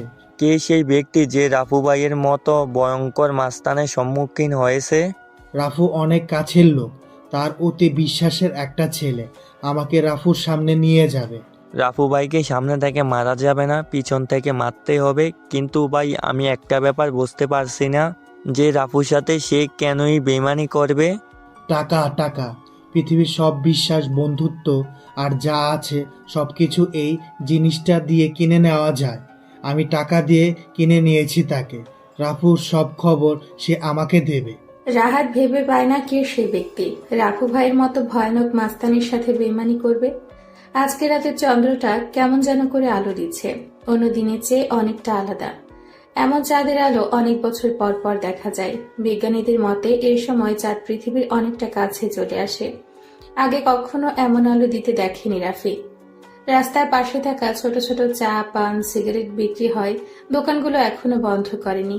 হয়তো আজ বিক্রি বাটা অন্য দিনের চেয়ে বেশি হচ্ছে, আর হবে নাই কেন। আজ আকাশে এমন একটা চাঁদ উঠেছে, শহরের অনেক মানুষ রাস্তা দিয়ে হাঁটবে আর মনোমুগ্ধকর সেই চন্দ্রবিলাস করবে। রাফি রাস্তার পাশে ছোট দোকানে যায়। 3টা ছেলে বসে বসে চা খাচ্ছে। বয়স তেমন হবে না, 24 থেকে 25। রাফি ভালো করে লক্ষ্য করে দেখে 2টা ছেলের বাম হাতে জ্বলন্ত cigarette. Rafi 2 packet Benson cigarette নেয়। 3টা ছেলে অবাক হয়ে যায় রাফির কাণ্ড দেখে। যেখানে মানুষ টাকার জন্য 5 টাকার পাইলট সিগারেট খায়, সেখানে তো রাফি 700 টাকা দিয়ে 2 প্যাকেট বেনসন সিগারেট নিচ্ছে। রাফি নতুন প্যাকেট থেকে একটা সিগারেট বের করে দোকানের লাইটার দিয়ে সিগারেটে আগুন জ্বালায়। 2টা টান দিয়ে পেছনে ফিরে তাকায় রাফি। 3টা ছেলে লোভনীয় দৃষ্টিতে চেয়ে আছে তার দিকে। মুচকি হেসে রাফি প্যাকেট থেকে আরো 3টা সিগারেট বের করে ছেলে 3টার হাতে দেয়। মোটামুটি ছেলেগুলোর মুখে তৃপ্তির হাসি দেখা মিলল। ওরা যেন এই সিগারেটের আশায় রাফির দিকে চেয়েছিল। রাফি দোকান ত্যাগ করে। মানুষের সাথে বেশি মিশে গেলে সম্মান কমে যায়, নিজের কোনো মূল্য থাকে না অন্যের কাছে, যার কারণে সেই মানুষগুলো যখন তখন যে কোনো কথা লিমিট ক্রস করে বলে ফেলতে পারে। রাফি যা ভেবেছিল তাই হলো। আজকে রাস্তায় অনেক লোক হাঁটতে বের হয়েছে। কারো হাতে আছে জ্বলন্ত সিগারেট, আবার কারো হাতে দামি মোবাইল। রাফি চিন্তা করছে, এই অপরূপ সৌন্দর্যের রাতে যদি নুসরাত পাশে থাকতো তাহলে কতই না ভালো হতো, কিন্তু আজ মনে হয় না সেই আশাটা পূরণ হবে। আরাপ, দেখ তোর পাখিকে নিয়ে কেউ উড়াল দিচ্ছে মনে হয়। পাখি এবার বন্ধ খাঁচা থেকে মুক্ত আকাশে উড়াল দিয়েছে, তুই চাইলেও আর ধরে আনতে পারবি না। আরাফ বাইকের উপর আরাম করে বসে বসে সিগারেট ফুঁকছিল। তখনই রিফাত হাসির ছলে জোরে কথাটা বলে। আরাফ রিফাতের দিকে তাকায়, দেখে রিফাত ভার্সিটির গেটের দিকে তাকিয়ে কথাটা বলেছে। হাত দিয়ে রিফাতকে সরিয়ে গেটের দিকে তাকায় সে। কালো কালারের নিউ মডেলের নতুন বাইক R15 V3 নিয়ে রাফি প্রবেশ করেছে। পেছন থেকে রাফিকে জড়িয়ে ধরে আছে নুসরাত। এটা দেখে অনেক রেগে যায় আরাফ, যার বহিঃপ্রকাশ করছে নিজের হাতে থাকা জ্বলন্ত সিগারেটটা জোরে চেপে ধরে আছে। রিফাত, শাউন, মাসুদ, তোরা সবাই যে হকি স্টিক, স্ট্যাম্প যা যে সব নিয়ে আয়। আজকে এই রাফির বাচ্চাকে আমি শেষ করে দেব। ওর সাহস হয় কি করে আমার ভালোবাসার মানুষকে নিয়ে বাইকে করে ভার্সিটিতে আসার? আরাফের কথা শুনে সবাই চলে যায় জিনিসগুলো আনার জন্য। রাফি আজকে অনেক চেঞ্জ হয়ে ভার্সিটিতে এসেছে। সাদা কালারের চেক শার্ট, কালো জিন্স, হাতে লেটেস্ট মডেলের ঘড়ি, পায়ে সাদা কনভার্স, চোখে স্টাইলিশ চশমা। বাইকের পেছনে তার ভালোবাসার মানুষটা বসা। মনের মধ্যে কেমন যেন আলাদা একটি ফিলিংস আসছে। রাফি বাইকটা থামায়। সামনে আরাফ আর তার বন্ধুরা হাতে স্ট্যাম্প স্টিক নিয়ে দাঁড়িয়ে আছে। রাফি আর নুসরাত বাইক থেকে নেমে দাঁড়ায়। রাফিকে কোনো কিছু বলার সুযোগ না দিয়েই আরাফ তার হাতে থাকার শক্ত স্টিকটা দিয়ে জোরে একটা বাড়ি মারে রাফির পায়ে। রাফি ব্যথায় কুঁকড়ে ওঠে, তবে সে এটা প্রকাশ করে না, শক্ত হয়ে দাঁড়িয়ে থাকে। ঠোঁটের কোণে ঝুলে আছে হতাশা ডাকার সেই হাসি। নুসরাত সামনে এগিয়ে আসবে, তার সে পারে না। রাফি হাতের ইশারায় নুসরাতকে থামিয়ে দেয়। আরাফ একটু এগিয়ে যায় রাফির দিকে। রাফির কলারটা ধরে ভার্সিটির সবার সামনে নিয়ে আসে। রাফি কিছুই বলে না। আরাফ জোরে চিৎকার করে বলে, আমি নুসরাতকে পছন্দ করি, এটাই ক্যাম্পাসে সবাই ভালো করে জানি, তাই কোনো ছেলে নুসরাতের আশেপাশে ঘেঁষে না। কিন্তু তুই সেই দুঃসাহস করেছিস, আজ আমি তোর এমন অবস্থা করব যা দেখে ভার্সিটির সবাই ভয় পেয়ে যাবে। আমি কি আমার কোনো ছোট ভাইকে এখানে ডাকতে পারি? বেশি সময় নিব না, জাস্ট 10 মিনিট। রাফি কথাটা বলে আরাফের উত্তরের অপেক্ষায় তাকিয়ে থাকে। কম বেশি সবাই রাফির দিকে চেয়ে আছে। রাফি যে আজকে অনেক বড় বিপদে পড়েছে, কিন্তু সাহায্য করার মতো ইউনিভার্সিটিতে কেউ নেই। রাফির কথাটা শুনে আরাফ হাসতে হাসতে বলে, ডাক তুই, তোর কোন বাপকে এখানে ডাকবি? আজ আমার দেওয়া শাস্তি থেকে তোকে কেউ বাঁচাতে পারবে না। রাফির প্রশ্নের উত্তর সে পেয়ে গেছে। মুচকি হেসে সবার থেকে একটু দূরে যেয়ে পকেট থেকে দামি মোবাইলটা বের করে কাকে যেন ফোন দেয়। 2 মিনিট কথা বলে রাফি আগের জায়গায় এসে দাঁড়ায়। আরাফ এখন 10 মিনিট সময় অপেক্ষা করবে। আরাফ হাত দিয়ে কাউকে একটা চেয়ার আনতে পাঠায়। 4 পায়া বিশিষ্ট নীল কালারের চেয়ারে পায়ের উপর পা তুলে বসে আছে আরাফ। 10 মিনিট অপেক্ষা করতে করতে একটা সিগারেট খাওয়া যাক, যেমন ভাবনা তেমন কাজ। আরাফ একটা সিগারেট জ্বালায়। সবাই জানে আরাফের ক্ষমতা কতটা উপরে। আরাফ নিজের হাতে থাকা ঘড়ির দিকে তাকায়। রাফির দেওয়া 10 মিনিট শেষ। যাদের হাতে ঘড়ি আছে সবাই নিজেদের ঘড়িতেই সময়টা দেখে নেয়। 10 মিনিট শেষ, কিন্তু এখনো কেউ আসছে না। রাফির মোবাইলে টুং করে একটা মেসেজ আসার শব্দ হয়। আরাফ সিগারেটটা নিচে ফেলে দেয়, বসা থেকে উঠে দাঁড়ায়, রাফির কাছে এসে বলে, নিজের হাতের ঘড়ির দিকে একটু তাকা। 10 মিনিট তো শেষ। তোর ছোট ভাই কি আসবে না তোকে বাঁচাতে? হা হা হা। রাফির সময় দেখতে হয় না, সে নিজেই সময়কে নিজের অস্তিত্বে ঘোরায়। ছোট ভাই তো কখন এসে বসে আছে, কিন্তু তোরা কখন অ্যাকশন শুরু করবি সেটার অপেক্ষায় বসে আছে। রাফির কথা শুনে উপস্থিত সবাই ক্যাম্পাসের গেটের দিকে তাকায়, কিন্তু কাউকে আসতে দেখতে পাচ্ছে না। তাহলে কি রাফি মিথ্যা কথা বলছে? কিন্তু এখানে মিথ্যা বলে লাভ কি? বড় কোনো ধরনের সমস্যা এখানে আজ হবেই। কোথায় তোর ছোট ভাই? আমি দেখতে পারছি না কেন? নাকি আমার ভয়ে লেজ গুটিয়ে পালিয়েছে? রাফি কখনো কাউকে মিথ্যা কথা বলে না, এটা তার পছন্দ না। আমি একবার যখন বলেছি তখন তো নিশ্চয়ই আমার ছোট ভাই এসেছে, কিন্তু সে সবার চোখের আড়ালে। তোর দেখে অনেক মুখ ফুটেছে। এতদিন দেখতাম ভার্সিটিতে বোকার মতো আসতি, এখন মেয়ে পেয়ে নিজেকে পুরো চেঞ্জ। ভালো, বেশ ভালো। তোর এই পরিবর্তনটা আমার কাছে খুব ভালো লেগেছে। হা হা। আমি নিজেকে পরিবর্তন করেছি ঠিকই, কিন্তু সেটা কোনো মেয়ের জন্য নয়। তোর এত সাহস আসে কোথা থেকে সেটাই বুঝতে পারছি না। সাহস ছোট থেকেই আমার। আজ নুসরাতের ভালোবাসার জোরটা একটু বেশি। আজ ভালোবাসা তোর মুখ থেকে আমি চিরতরে শেষ করে দিব, আর কখনো নুসরাতের দিকে তাকাতেও সাহস পাবি না তুই। কথাটা বলে আরাফ নিজের ডান পাটা দিয়ে রাফির বুকে জোরে লাথি মারে। রাফি একটু দূরে ছিটকে পড়ে। রাফি নিচে থেকে উঠে দাঁড়ায়। আরাফ যে রাফির মুখের পাশে সজোরে কিল মারে। আরাফ এত জোরে মারে যার কারণে রাফির ঠোঁট কেটে গলগল করে রক্ত বের হতে থাকে। রাফি ডান হাত দিয়ে ঠোঁটের কাছ থেকে রক্তটা নিয়ে দেখে উচ্চ কণ্ঠে হাসতে থাকে। আরাফ বোকা বনে যায়। একটা ছেলে ঠোঁট ফেটে রক্ত বের হচ্ছে, সেটা দেখেও সে কিভাবে হাসতে পারে? রাফি কি পাগল হয়ে গেছে, নাকি কেউ কিছু বুঝতে পারছে না? রিফাত পেছন থেকে রাফির কাছে যেয়ে দাঁড়ায়। হাতে থাকা স্ট্যাম্পটা রাফিকে বাড়ি মারবে, তখনই কোত্থেকে একটা স্নাইপারের বুলেট এসে রিফাতের ডান পায়ে লাগে। রিফাত নিচে পড়ে যায়। ব্যথায় তার অবস্থা খারাপ, পা থেকে রক্ত পড়তে থাকে। সে নিচে বসে বসে 2 হাত দিয়ে রক্ত বন্ধ করার বৃথা চেষ্টা করে। রাফি শব্দ করে হাসে। এই হাসিটা যেন আরাফের পছন্দ হয় না। রাফির হাসি তার কাছে বিষের মতো মনে হচ্ছে। সাবধানতা বজায় রেখে আরাফ ডান হাতে স্টিকটা নিয়ে রাফির দিকে এগিয়ে যায় মারার জন্য, কিন্তু সেটা আর পারে না। আরাফের আগেই গরম একটা বুলেট এসে আরাফের ডান হাতে লাগে।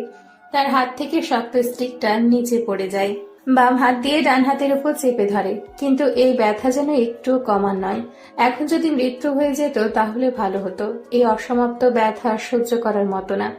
আরাফদের এই করুণ অবস্থা দেখে পেছনে হাতে স্টিক নিয়ে দাঁড়িয়ে থাকা 2টা ছেলে দৌড়ে পালিয়ে যায়। উপস্থিত কেউ বুঝতে পারছে না কোথা থেকে স্নাইপার লাগানো বুলেট এসে লাগছে আরাফদের শরীরে। সবাই অধীর আগ্রহ নিয়ে দেখে যাচ্ছে। রাফি চেয়ারটা টেনে বসে, একটা সিগারেট জ্বালায় সে। পরিবেশটা এখন শান্ত, তবে কিছুক্ষণ পর কি হবে জানা নেই কারো। সবার কাছে রাফিকে কেমন যেন অচেনা লাগছে। কেউ আগে কখনো রাফির এমন অবাক করা কাণ্ড দেখেনি। রাফি সিগারেটের বিষাক্ত ধোঁয়াগুলো উপরের দিকে ছাড়তে ছাড়তে বলে, আরাফ, কেমন লাগলো আমার শেষ খেলাটা? এতক্ষণ ধরে আমি তোকে কিছু বলিনি, এর মানে এই না যে আমি বোকা, আমি কিছু বলতে পারবো না। আমি শত্রুকে মারতে একটু টাইম নেই, দেখতে চাই শত্রু আমার প্রতি কতটা কঠোর হতে পারে। কুত্তার বাচ্চা, তোকে আমি দেখে নিব। তুই আমাকে চিনিস না। আমি কে, কি আমার ক্ষমতা, এই সম্পর্কে তোর কোনো ধারণা নেই। হা হা হা। আমি নিজেই নিজের ক্ষমতা সম্পর্কে ধারণা নেই, আবার তোর ক্ষমতা সম্পর্কে কি জানবো আমি? রাস্তার পাতি কুকুরগুলো একটু বেশি চিল্লাই, আর সিংহের একটাই গর্জন যথেষ্ট শহরটা কাঁপানোর জন্য। পেছন থেকে গুলি করে কে? নিশ্চয়ই তো ছোট ভাই। সাহস থাকলে বল সামনে আসতে, দেখি কার কত দম। মশা মেরে হাত কালো করার কোনো ইচ্ছেই আমার নেই। সিংহ সিংহের সাথে লড়াই করবে, কোনো পাতি কুকুরের সাথে না। কথাটা বলে বসা থেকে উঠে দাঁড়ায় রাফি। বাম পা দিয়ে চেয়ারটাকে ফেলে দেয় সে। সামনে যে নুসরাতের হাতটা ধরে সে। পেছন থেকে চিৎকার দিয়ে আরাফ বলে, রাফি, তোর সাথে আমার আবার দেখা হবে। এখন সময়টা তোর ছিল, কিন্তু তখন আমি সময়টাকে নিজের করে নিব। চ্যালেঞ্জ রইল। আরাফের কথা শুনে রাফি মাথাটা বাঁকা করে জোরে বলে, দাওয়াত রইল আমাদের নীরব বিচ্ছিন্ন শহরে। নিজের শহরে ডেকে এনে ভালো খাতিরদারি চলে আসিস। রাফি কথাটা বলে সেখানে আর দাঁড়ায় না। নুসরাতকে বাইকের পেছনে বসিয়ে রওনা দেয় তাদের গন্তব্যে। রাত 12টা কিংবা 1টা হবে। বাহিরে মুষলধারে বৃষ্টি পড়ছে। শহরটাই বৃষ্টিতে ভিজতে ভিজতে পরিষ্কার হয়ে যাচ্ছে, কিন্তু এই শহরের কিছু মানুষের মন এখনো পরিষ্কার হয়নি। ভেতরে রয়ে গেছে অহংকার, হিংসা, মিথ্যা, আরো কত কিছু। মিরপুরের এই রাস্তাটা আজ বড্ড ফাঁকা, কোথাও কোনো মানুষের আনাগোনা নেই। নিস্তব্ধ হয়ে গেছে ব্যস্ত শহরটা। দূর থেকে ল্যাম্পপোস্টের আলোয় স্পষ্ট দেখা যাচ্ছে মিরপুরের এই নীরব রাস্তায় একদল লোক দাঁড়িয়ে আছে। পরনে সবার রেইনকোট। কারোর রেইনকোট কালো কালারের, আবার কারোটা হলুদ।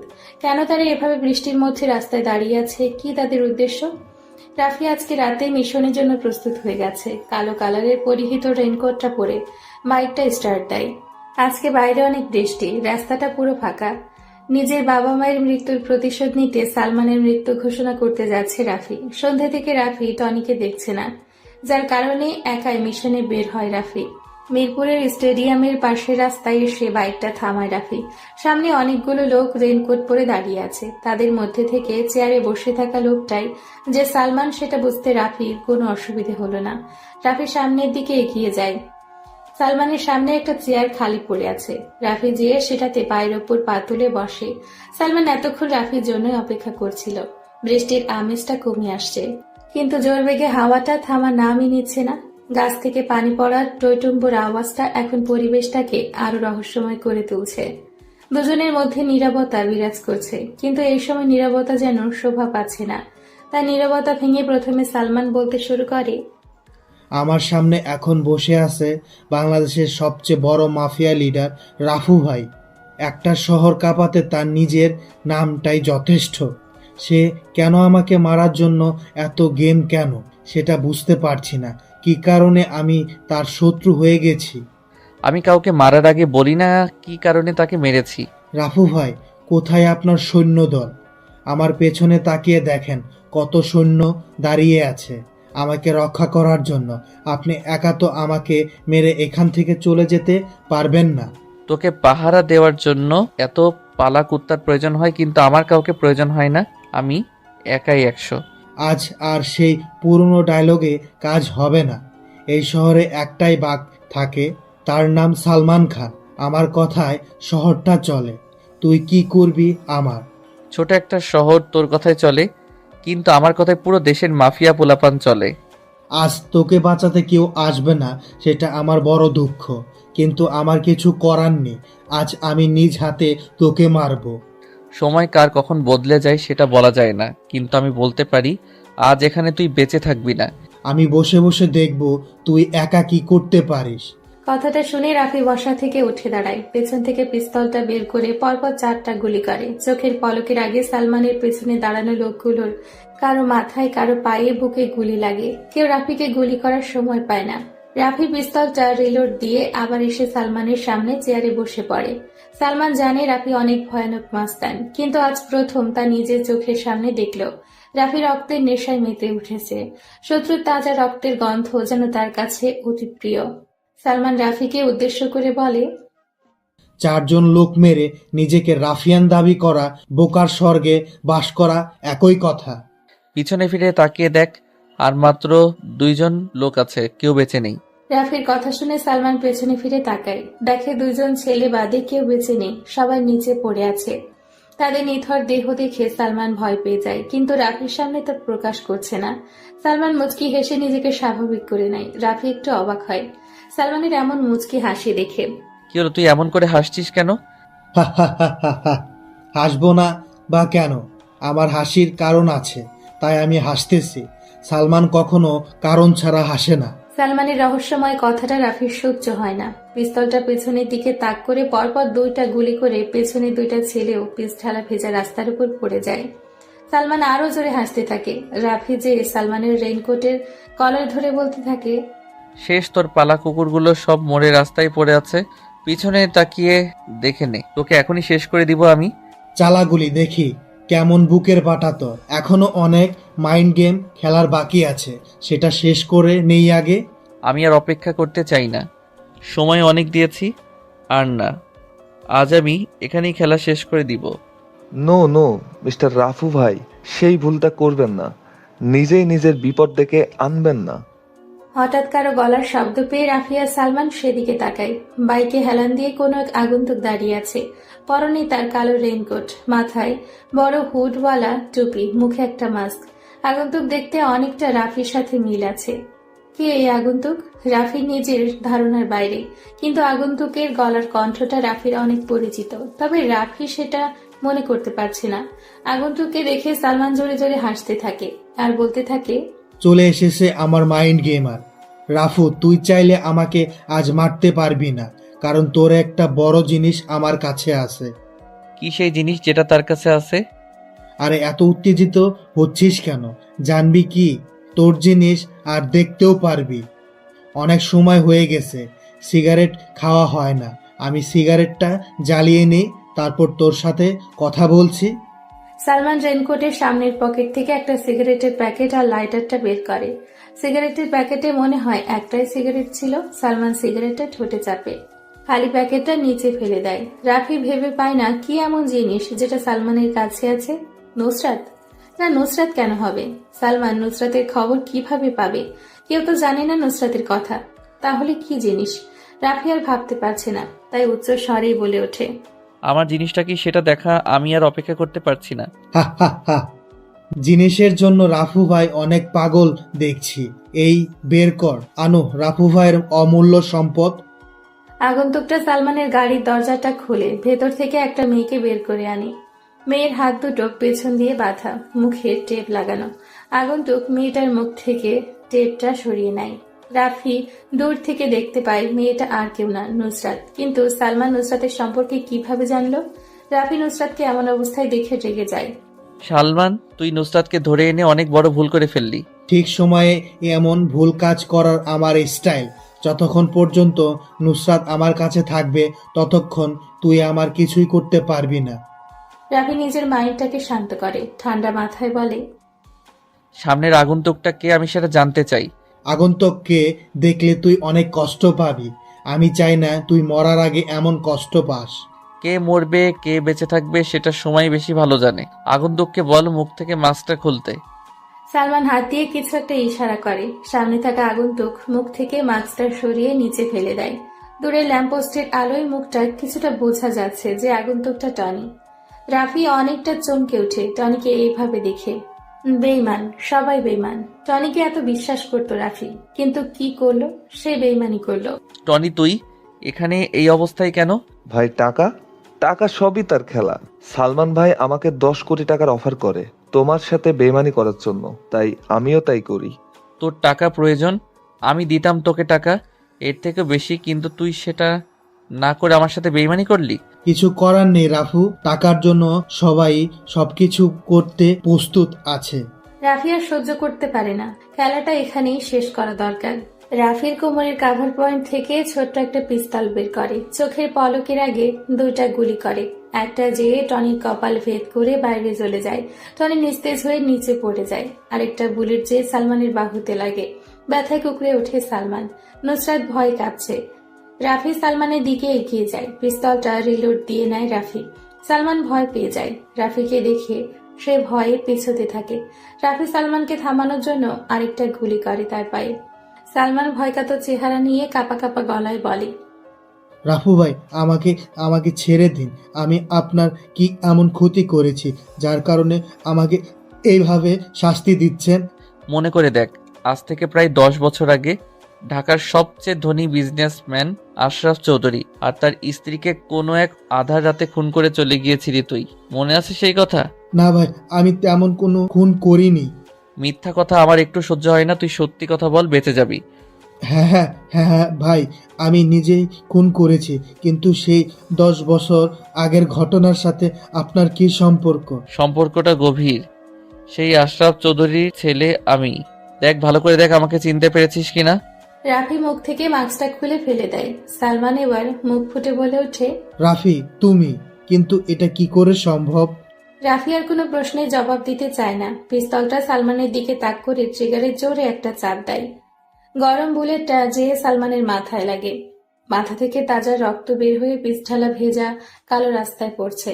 নুসরাত দৌড়ে এসে রাফিকে জড়িয়ে ধরে। রাফি বুঝতে পারছে নুসরাত অনেক ভয় পেয়ে আছে, তাকে শান্ত করতে হবে। তাই রাফি বলে, এই নুসরাত, তাকাও আমার দিকে। একজন রাফিয়ানের হবু বউ হয়ে এভাবে ভয় পেলে চলবে? নুসরাত মাথাটা উঁচু করে রাফির দিকে তাকিয়ে বলে, রাফি, তুমি এই মাস্তানি ছেড়ে দাও। তোমাকে নিয়ে আমার অনেক ভয় হয়। যদি তোমাকে হারিয়ে ফেলি তাহলে কি হবে আমার? ছেড়ে দিব সব মাস্তায়ান্নি, কথা দিলাম। আমাকে নিয়ে ভয় পাওয়ার কিছু নেই। আমি সারা জীবন তোমারই থাকবো। কিছুদিন পর তোমাকে সারা জীবনের জন্য পেতে তোমার বাসায় যাব। সারা জীবনের জন্য পেতে চাই মানে? বুঝতে পারছি না আমি। তোমার আর কিছু বোঝা লাগবে না। আর বিয়ে নিয়ে কথা বলতে যাব তোমার বাসায়। রাফির মুখ থেকে এমন কথা শুনে নুসরাত লজ্জায় লজ্জিত হয়ে যায়। রাফি নিজের রেইনকোটটা খুলে ফেলে দেয় রাস্তার মাঝে। রেইনকোটের নিচে থাকা শার্টের কলারে নুসরাত 2 হাত দিয়ে জাপটে ধরে। রাফিও নিজের প্রিয়সীকে আগলে নেয় নিজের বাহু ডোরে।